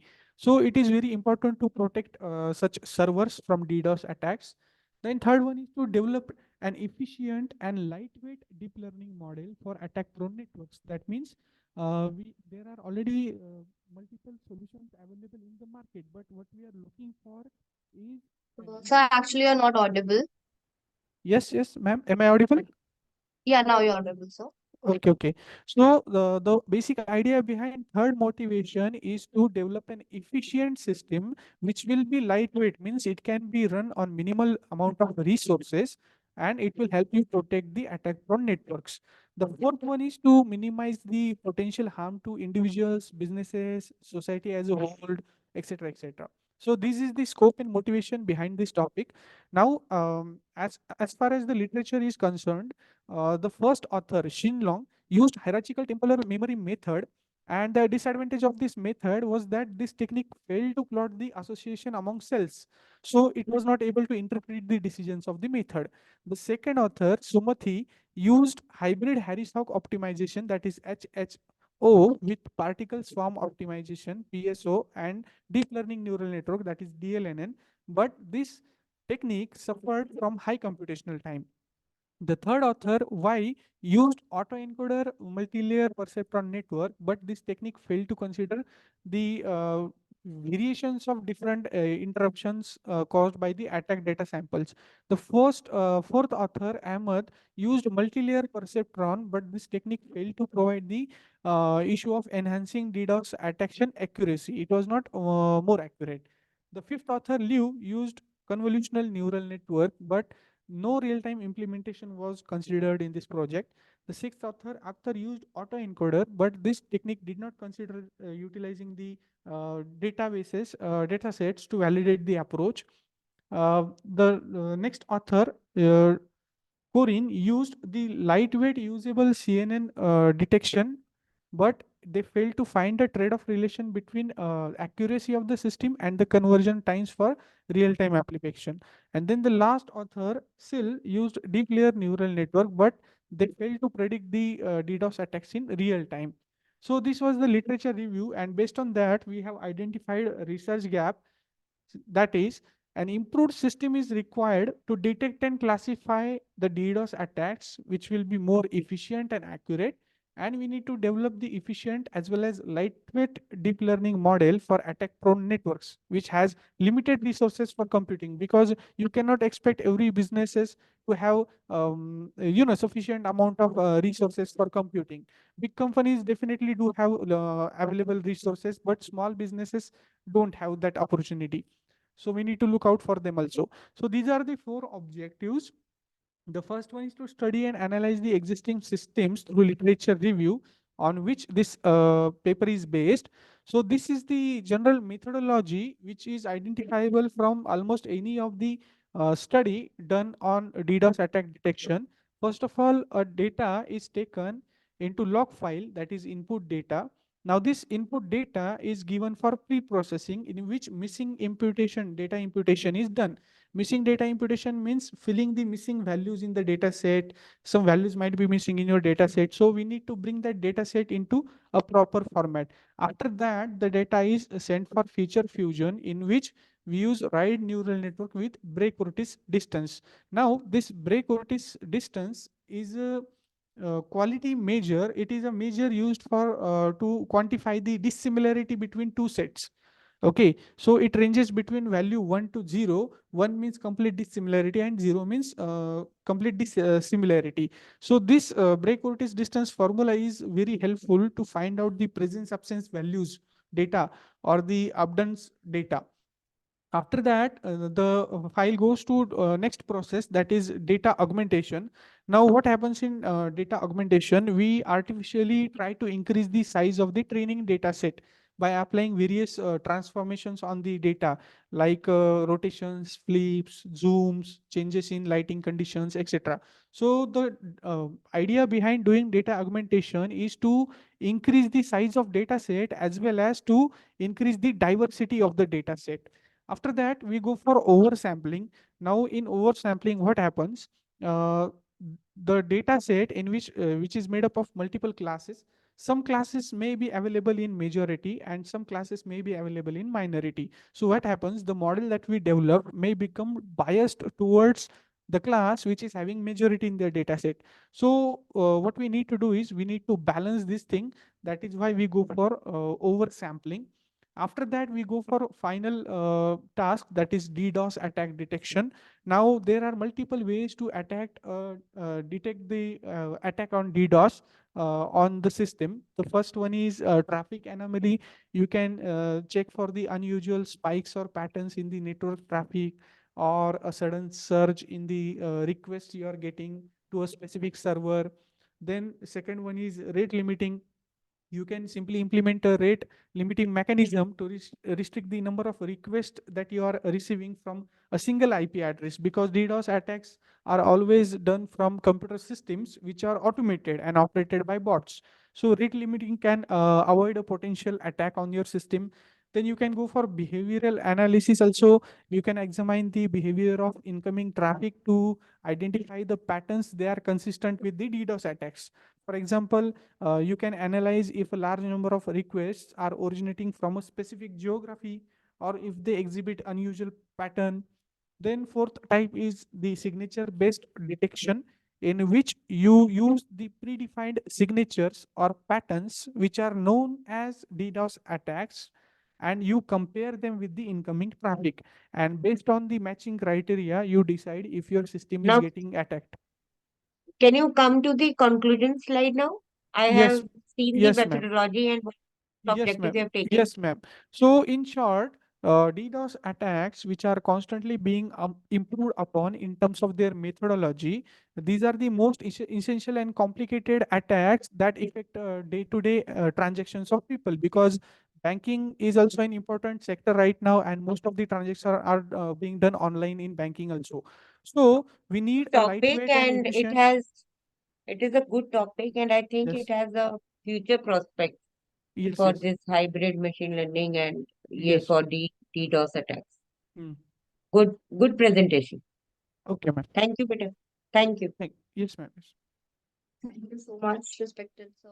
That was an amazing presentation. Now I would like to call our next presenter with paper ID 359, exploring the potential of blockchain technology. Thank you so much for giving me this opportunity. I would rather request the conference conveners if they can help me in sharing my screen. Yes, ma'am, you can. Thank you so much. So the paper title that I am presenting today, especially for the 4th International Conference on Innovation Practices in Technology and Management, is exploring the potential of blockchain technology in digital marketing, which is a quantitative study done with the help of digital marketing professionals. My co-author is Dr. Chitra Krishnan. So in this particular paper of mine, we have actually investigated the possible benefits and at the same time the drawbacks of utilizing the blockchain technology in digital marketing. And at the same time, as you can see, the keywords involve blockchain technology, digital marketing adoption, benefits, challenges, transparency, security, and efficiency. So here, when I talk about this particular paper, a lot of light has been thrown on understanding the possibilities that how exactly blockchain technology have been used when it comes to, digital marketing domain. And lot of efforts have been made to understand the challenges and how exactly they can be overcome by adopting it. So the study majorly aims to assess the advantages when it comes to using or applying blockchain technology in the digital marketing domain, especially from the perspective of three variables that includes efficiency, security, and transparency.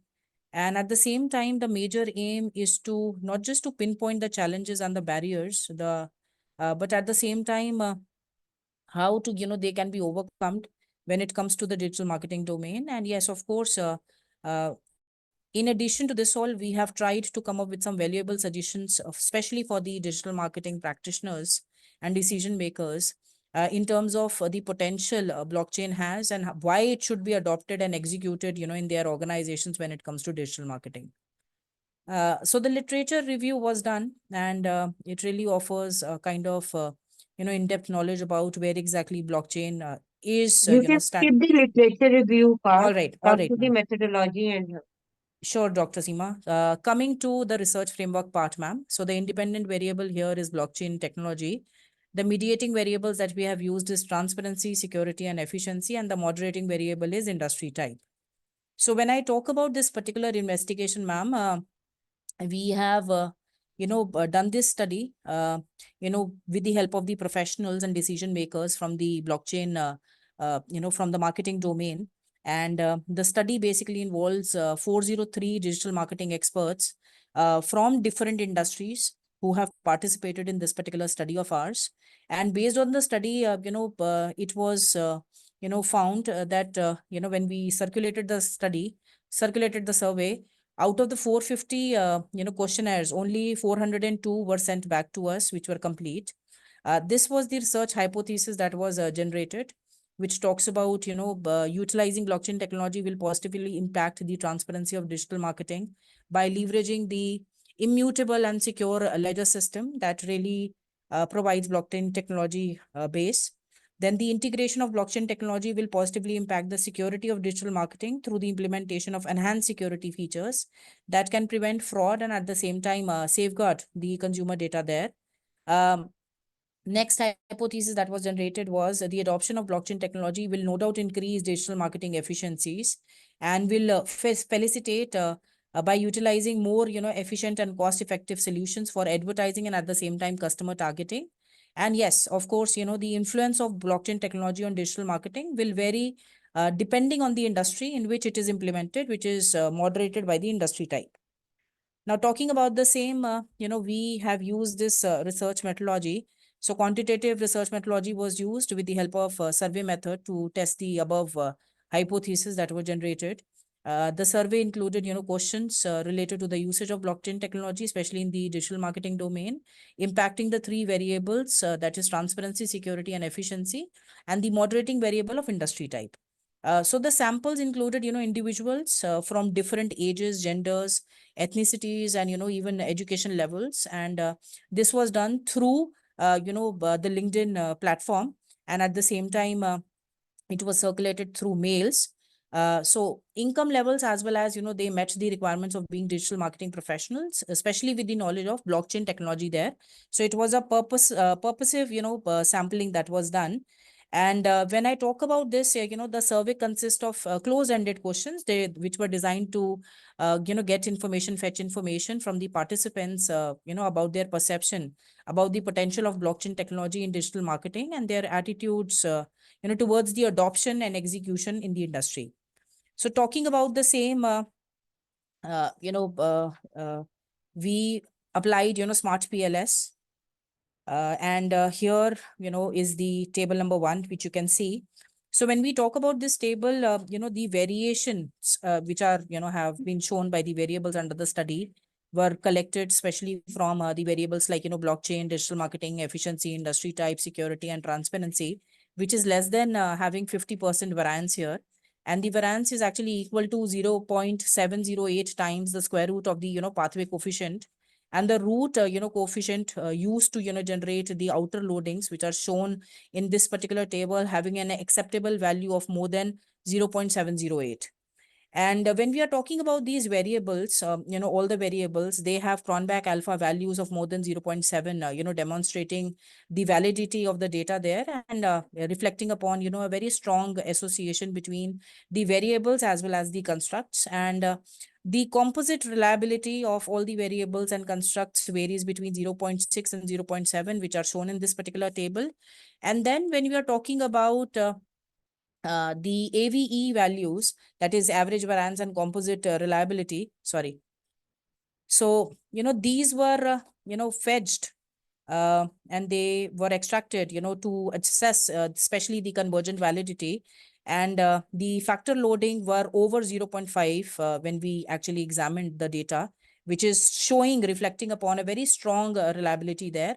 And when we were using the factor loadings, the average variance, and the composite reliability, the models, convergent validity was assessed by the recommendations, which we had.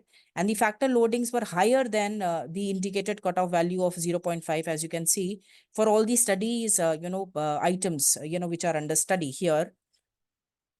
Taking you further, so measurement model was done. This was the explanation on the same. So when we talk about the table 2, which indicates the reliability of the constructs, in addition to the composite reliability and the Cronbach alpha values, that is 0.7, the average variance also shows values of 0.5 over 0.5, and which is very much in line, which reflects upon that all the values account for more than 50% of the variation. And the Cronbach alpha and composite reliability ratings for each constructs exceeded the necessary threshold of 0.70. And the AVE also illustrates the overall contribution of the latent constructs to the variation in the variable items. And the AVEs of all the measures were more than 0.5, as you can see. Taking you further to table 3 of ours particular paper, and when I talk about it, so it really presents, the constructs discriminant value here. And, as we know that, a high HMT value indicates potential issues, especially with the discriminant validity in the data. And here, in order to make sure that we are establishing the validity, a value of 0.90 is recommended. for the hypothesized, models for similar constructs. And when we are talking about it, as you can see here, using lower or more cautious threshold values such as 0.805 is actually recommended. And when we talk about this particular part, it has been attained positively in this particular research of ours. Now, talking about the same, we have the table 4 that talks about the structural relationship and results of hypothesis. And here, when we talk about the same, it is about the HTMT criteria.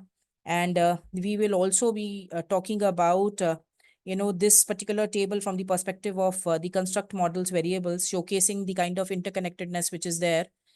So the study models suggest, that there is a very strong relationship between blockchain and digital marketing variables, which is highly favorable, particularly regarding the effectiveness, security, transparency. And the results reveal that the blockchain, actually has a very significant influence on the digital marketing with a p-value of 0.00, as well as on efficiency, security, and transparency, especially with the moderating effect, which I'm going to be showing very soon to you in my next slides. At the same time, these study findings indicate that the industry type significantly impacts the digital marketing with a p-value of, again, 0.00. So now I'm going to be sharing with you the results. That is the pathway coefficient model that we generated with the help of Smart PLS. I'm taking you straight away to my next slide. That is that talks about the table 5. And this particular table talks about the F-square values, showing the percentage of the dependent variables variance that the independent variables, can have. Taking you further to my table 6. And when we are talking about this, it is about the R-square. So the adjusted R-square of 0.691 here, particularly this part, digital marketing part, if you can see my screen, really talks about, this percentage compensates for sample size and independent factors, and the efficiency Dr. accounted. Supriya, can you come to the conclusion directly? Sure, ma'am, sure. Thank you. So this is the conclusion part, ma'am. And when I actually talk about this particular study that we have done, it aimed to examine the impact of blockchain technology, especially on the digital marketing, focusing on its effects on the transparency part, security and efficiency part, as well as, its potential variations, across different industries. So through this particular comprehensive review that we have done under this particular study, and it has been done, prior to this in previous studies, we have come to the conclusion, or rather, you can say that we have supported the hypothesis that blockchain technology no doubt can enhance, transparency, security, and efficiency in digital marketing. No doubt, but there are, certain extent of these effects. It may vary depending upon, different industries in which, it is going to be used. Future research, can be done for exploring the identified research gaps, and at the same time providing, more empirical evidences on the effectiveness of blockchain technology, especially in enhancing all the 3 variables, that is transparency, security, efficiency in digital marketing. And practitioners, especially, people from the corporate, if you ask me, should consider, adopting blockchain technology in their marketing strategies, not just to benefit, from their potential advantages, that is usage of blockchain technology in digital marketing, but our findings also suggest that blockchain technologies holds a lot of importance there, a lot of significance there when it comes to transforming the digital marketing landscape and improving, the customer experience as a whole. And yes, more research is needed, to be precise, to fully understand the kind of nuances, that are there, which, uh, will make people understand the kind of impact blockchain has and how best, it can leverage in the marketing context. So in the light of the limitations, if you ask me, me and my co-researcher recommends that future research should incorporate more diverse and more representative samples and more rigorous empirical methods to assess the causal impact of blockchain, especially on the digital marketing outcomes. Very well presented, Dr. Supriya. Thank you, ma'am. Can the model which you generated through PLSM, Smart PLSM, this paper, Right, can you ma'am. use this model somewhere else, or is it specifically for these questions or the factors which you have mentioned? Ma'am, I believe, it is restricted to these variables. I'm sure if we, study more, because whatever we have done does not include the literature review of, late 2023 and 24, papers. If you are going to be including that, ma'am, I'm sure we'll be able to come up with more variables, more constructs that So are the path impacting. coefficient model can be, modified on the basis of the factors which are Yes, included in the. absolutely, ma'am. Absolutely, it can be modified, keeping in mind that recent works have been done, which is not included in this study, ma'am. Okay. Thank you, Dr. Thank you, ma'am. Supriya. Thank you, Okay. ma'am. Okay. Thank you so much, ma'am, for the presentation. Now I would like to call our next presenter with paper ID 372, Decentralized Digital Identity Verification System. Just a second, just sharing the window.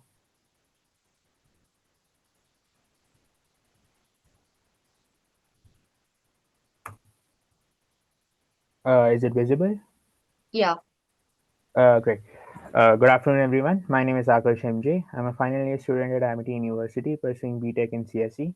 The title of my paper is Decentralized Digital Identity Verification System, hereby referred to as DIVS.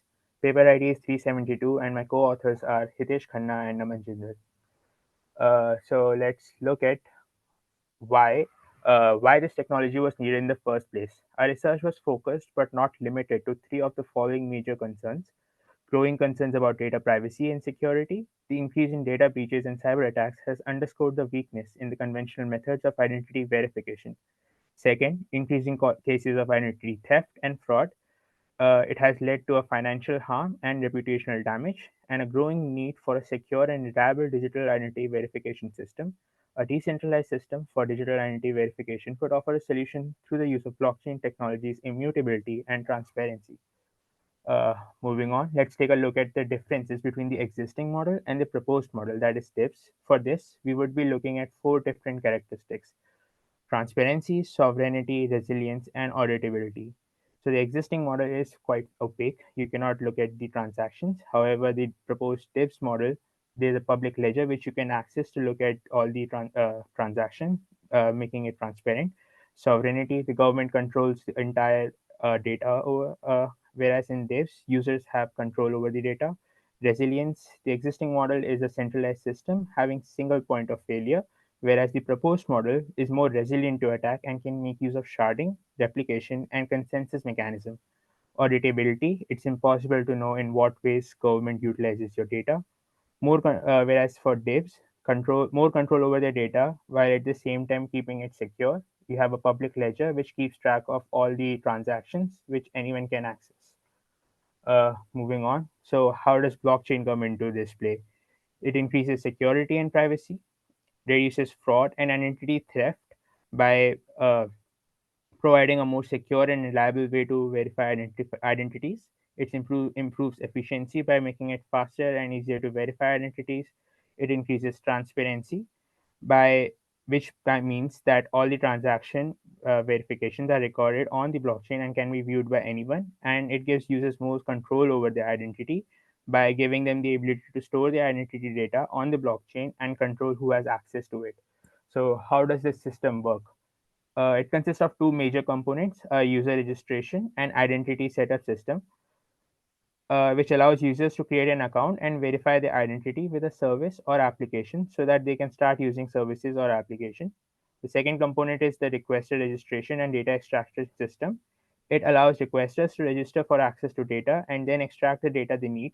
The system can be used to register requesters and extract data from a variety of sources such as databases, files, and APIs. The system can also use. Can you come to the final conclusion, like the methodology and this was your 8 minute. Let me see. User registration identity, yes. Move ahead. Okay. This is just I'm going through it. Requester registration and data extraction. Okay. Move ahead. These are the applications for the proposed system. Application you can skip.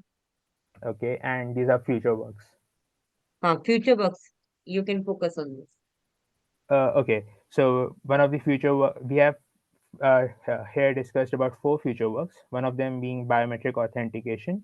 So incorporating biometric authentication methods such as fingerprint recognition or facial recognition to enhance the security and convenience of user verification. This would further reduce reliance on traditional password-based systems and provide an extra layer of security. Currently, OTP is used by Aadhaar. This could very well replace that. Decentralized data storage. Investigate more resilient decentralized storage solutions. Beyond IPFS, our current model makes use of IPFS, which is Interplanetary File System. Even though it can enhance data availability and integrity, it's still a third-party solution. So more future works can be made on that. Third is enhancing verification system by implementing QR code scanning for both the user and the requester. This advancement aims to simplify and accelerate the verification steps, ensuring the requester this advancement more efficient and user-friendly experience. Fourth being interoperability with legacy systems. So currently our system only supports Aadhaar, but future works can be done to include more verification, identity verification system for this is can be looked at. And finally, these are references, and this is the demo app. You can visit this site. It is completely deployed, and you can register yourself if you need to want to use this. Thank you. So what do you think, as you have shown number of future prospects of this model? So do you think it will be useful in future? Oh yeah, pretty much. So currently the government owns our data, right? We don't own it.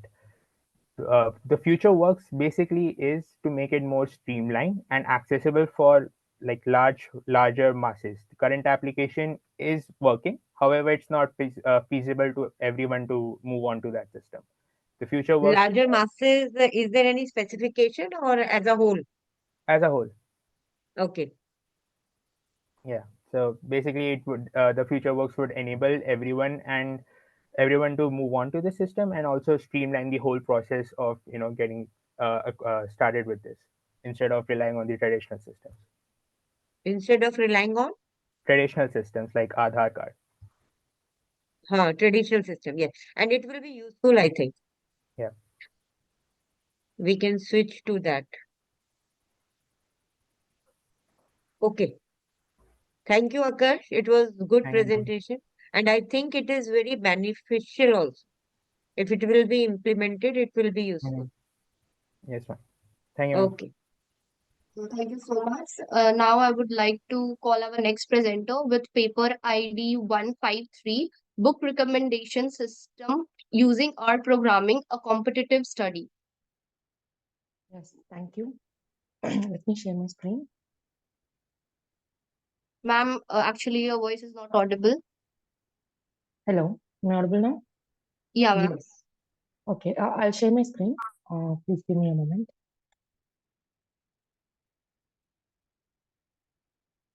I hope my presentation is visible now and I'm audible. Yes, ma'am. Okay, thank you. Pleasant afternoon to all the panel members and the other participants and organizers here.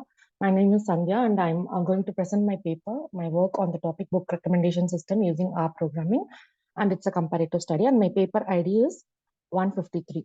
So we all have seen recommendation systems everywhere, even if we go through in our mobile, if we are going to some sites and if we are searching for something, when we open some other tab or when we are looking for something else, what we have already searched will come like these are the few things that you might like in Facebook. If you are booking tickets in in Book My Show and other apps, based on our previous transaction and previous bookings, it will recommend us the new things which we might like. So how does all these things work?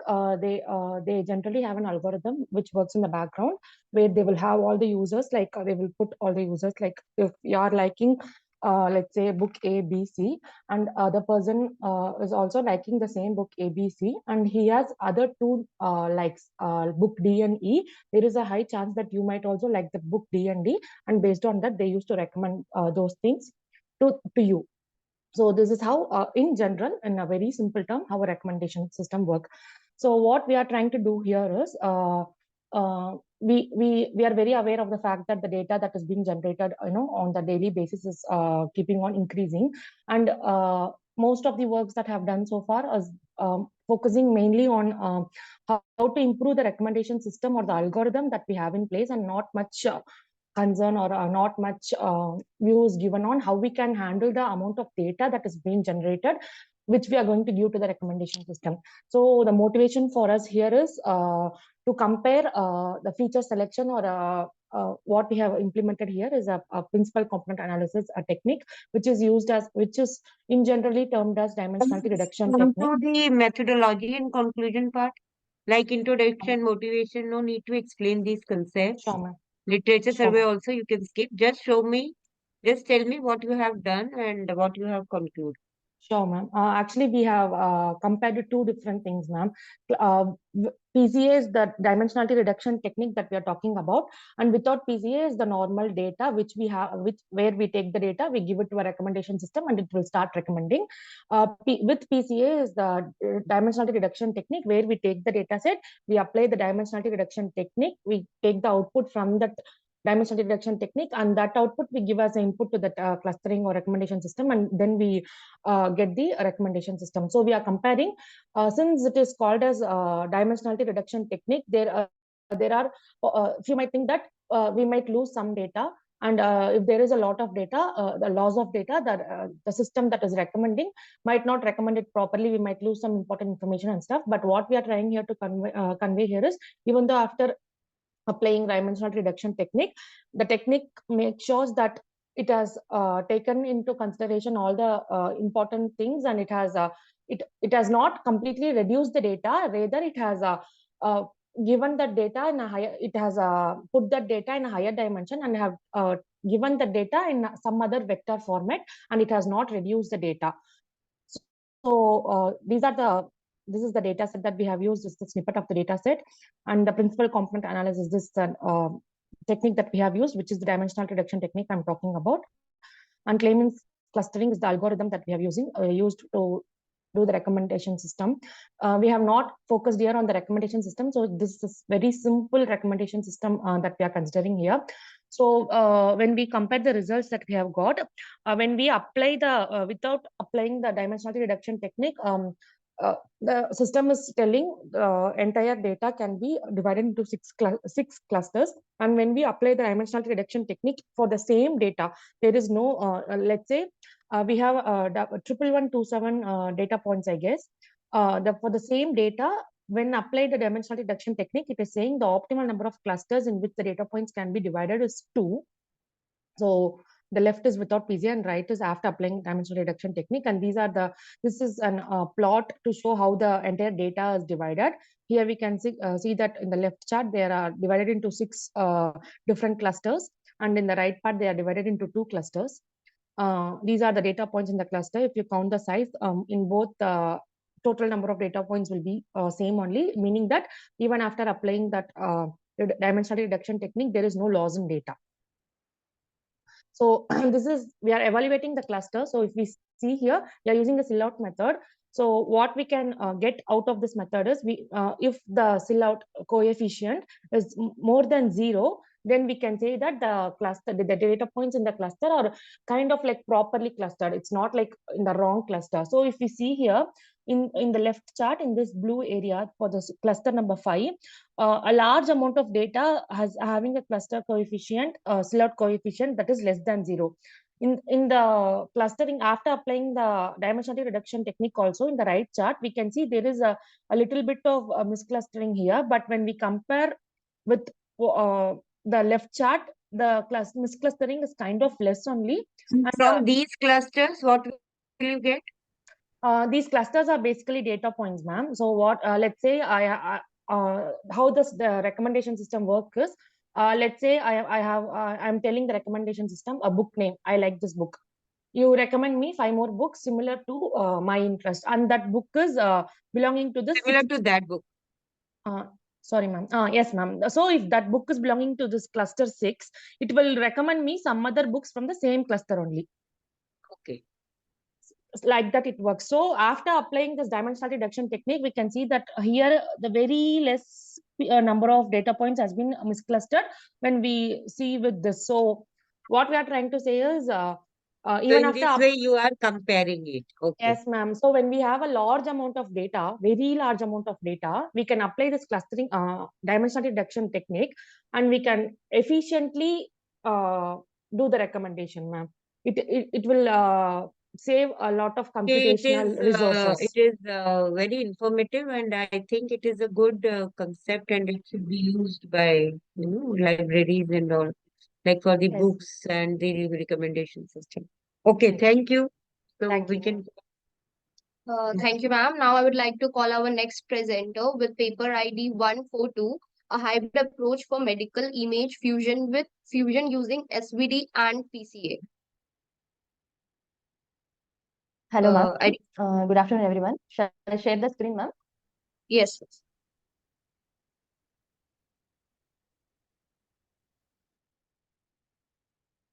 Can you able to see my screen, ma'am?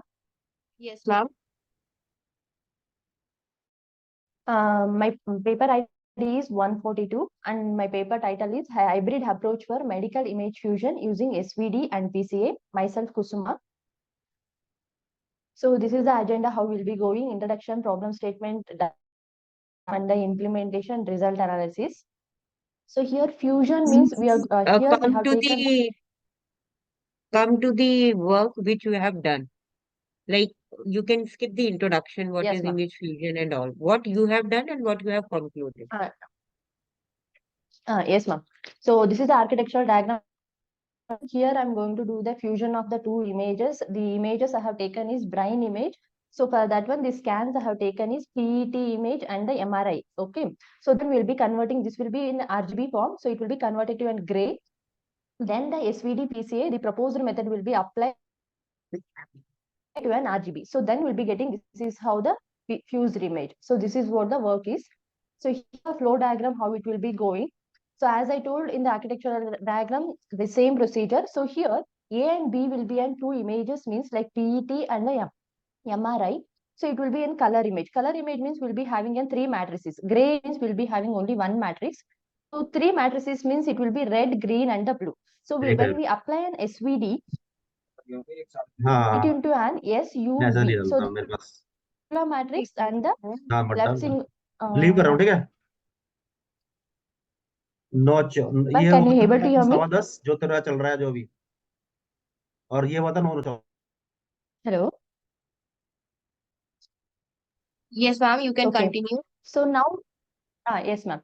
So here the matrix will be splitted into SUV. S will be the singular matrix, that is, the important values will be present in the diagonal elements, and U and V will be the left singular and the right singular. So like that, we'll be having per image, we'll be having the 9 matrices for the USV, for the red, green, and the blue. So like that, for the other image also we'll be having. Then we'll be taking the singular matrices of red of the image 1 with the second image with the red color itself. Then we'll be combining that, and that is going to form a fusion over there.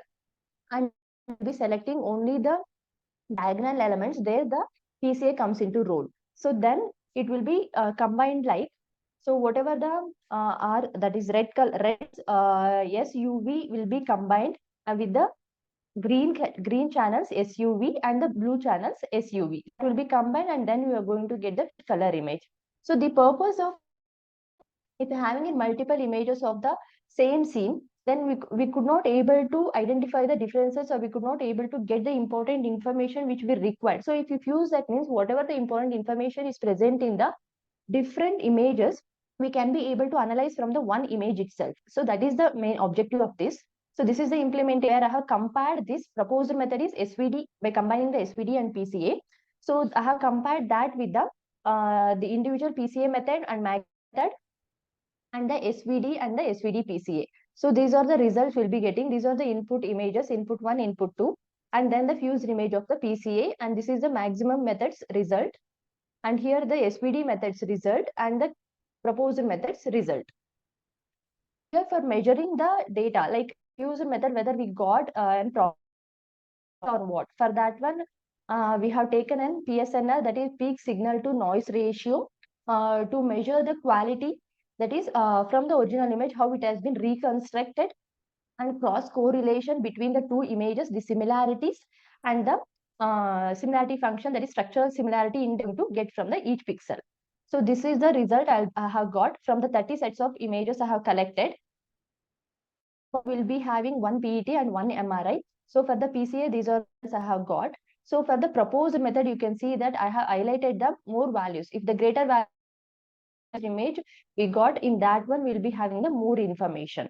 So here from the PCA SVD method, the proposed method is having the more result. So from this one, we can conclude that actually I have taken in 30 sets of images. That 23 image sets have showed that whatever the proposed method is best, 66% of the data shows that proposed method is performing better than when we compare to other techniques.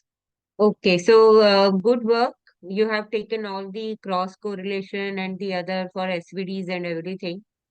So, do you think that it will be beneficial for the future, this thing for the fusion, as you're taking the fusion of this? Yes, ma'am. Actually, here we have taken only 2 images, PET and MRI, but we'll be having the other scans of the same, ma'am. Like for the brain, it's so if you fuse that one, what and all the important information is there in the each scans. So that will be coming into an fuse. So from one So image that itself, is for the good. human Yes. perception, it will be easy. Yes, ma'am. Yes. Okay. Good work. Good presentation. Okay. Thank you. Thank you so much, ma'am. Now Okay, I would thank you, ma'am. like to thank all the session chairs for their wisdom and your kind presence. Also, I would like to thank everyone for joining the session and patiently cooperating for being such a wonderful audience. Thank you. Now IT team can close the meeting.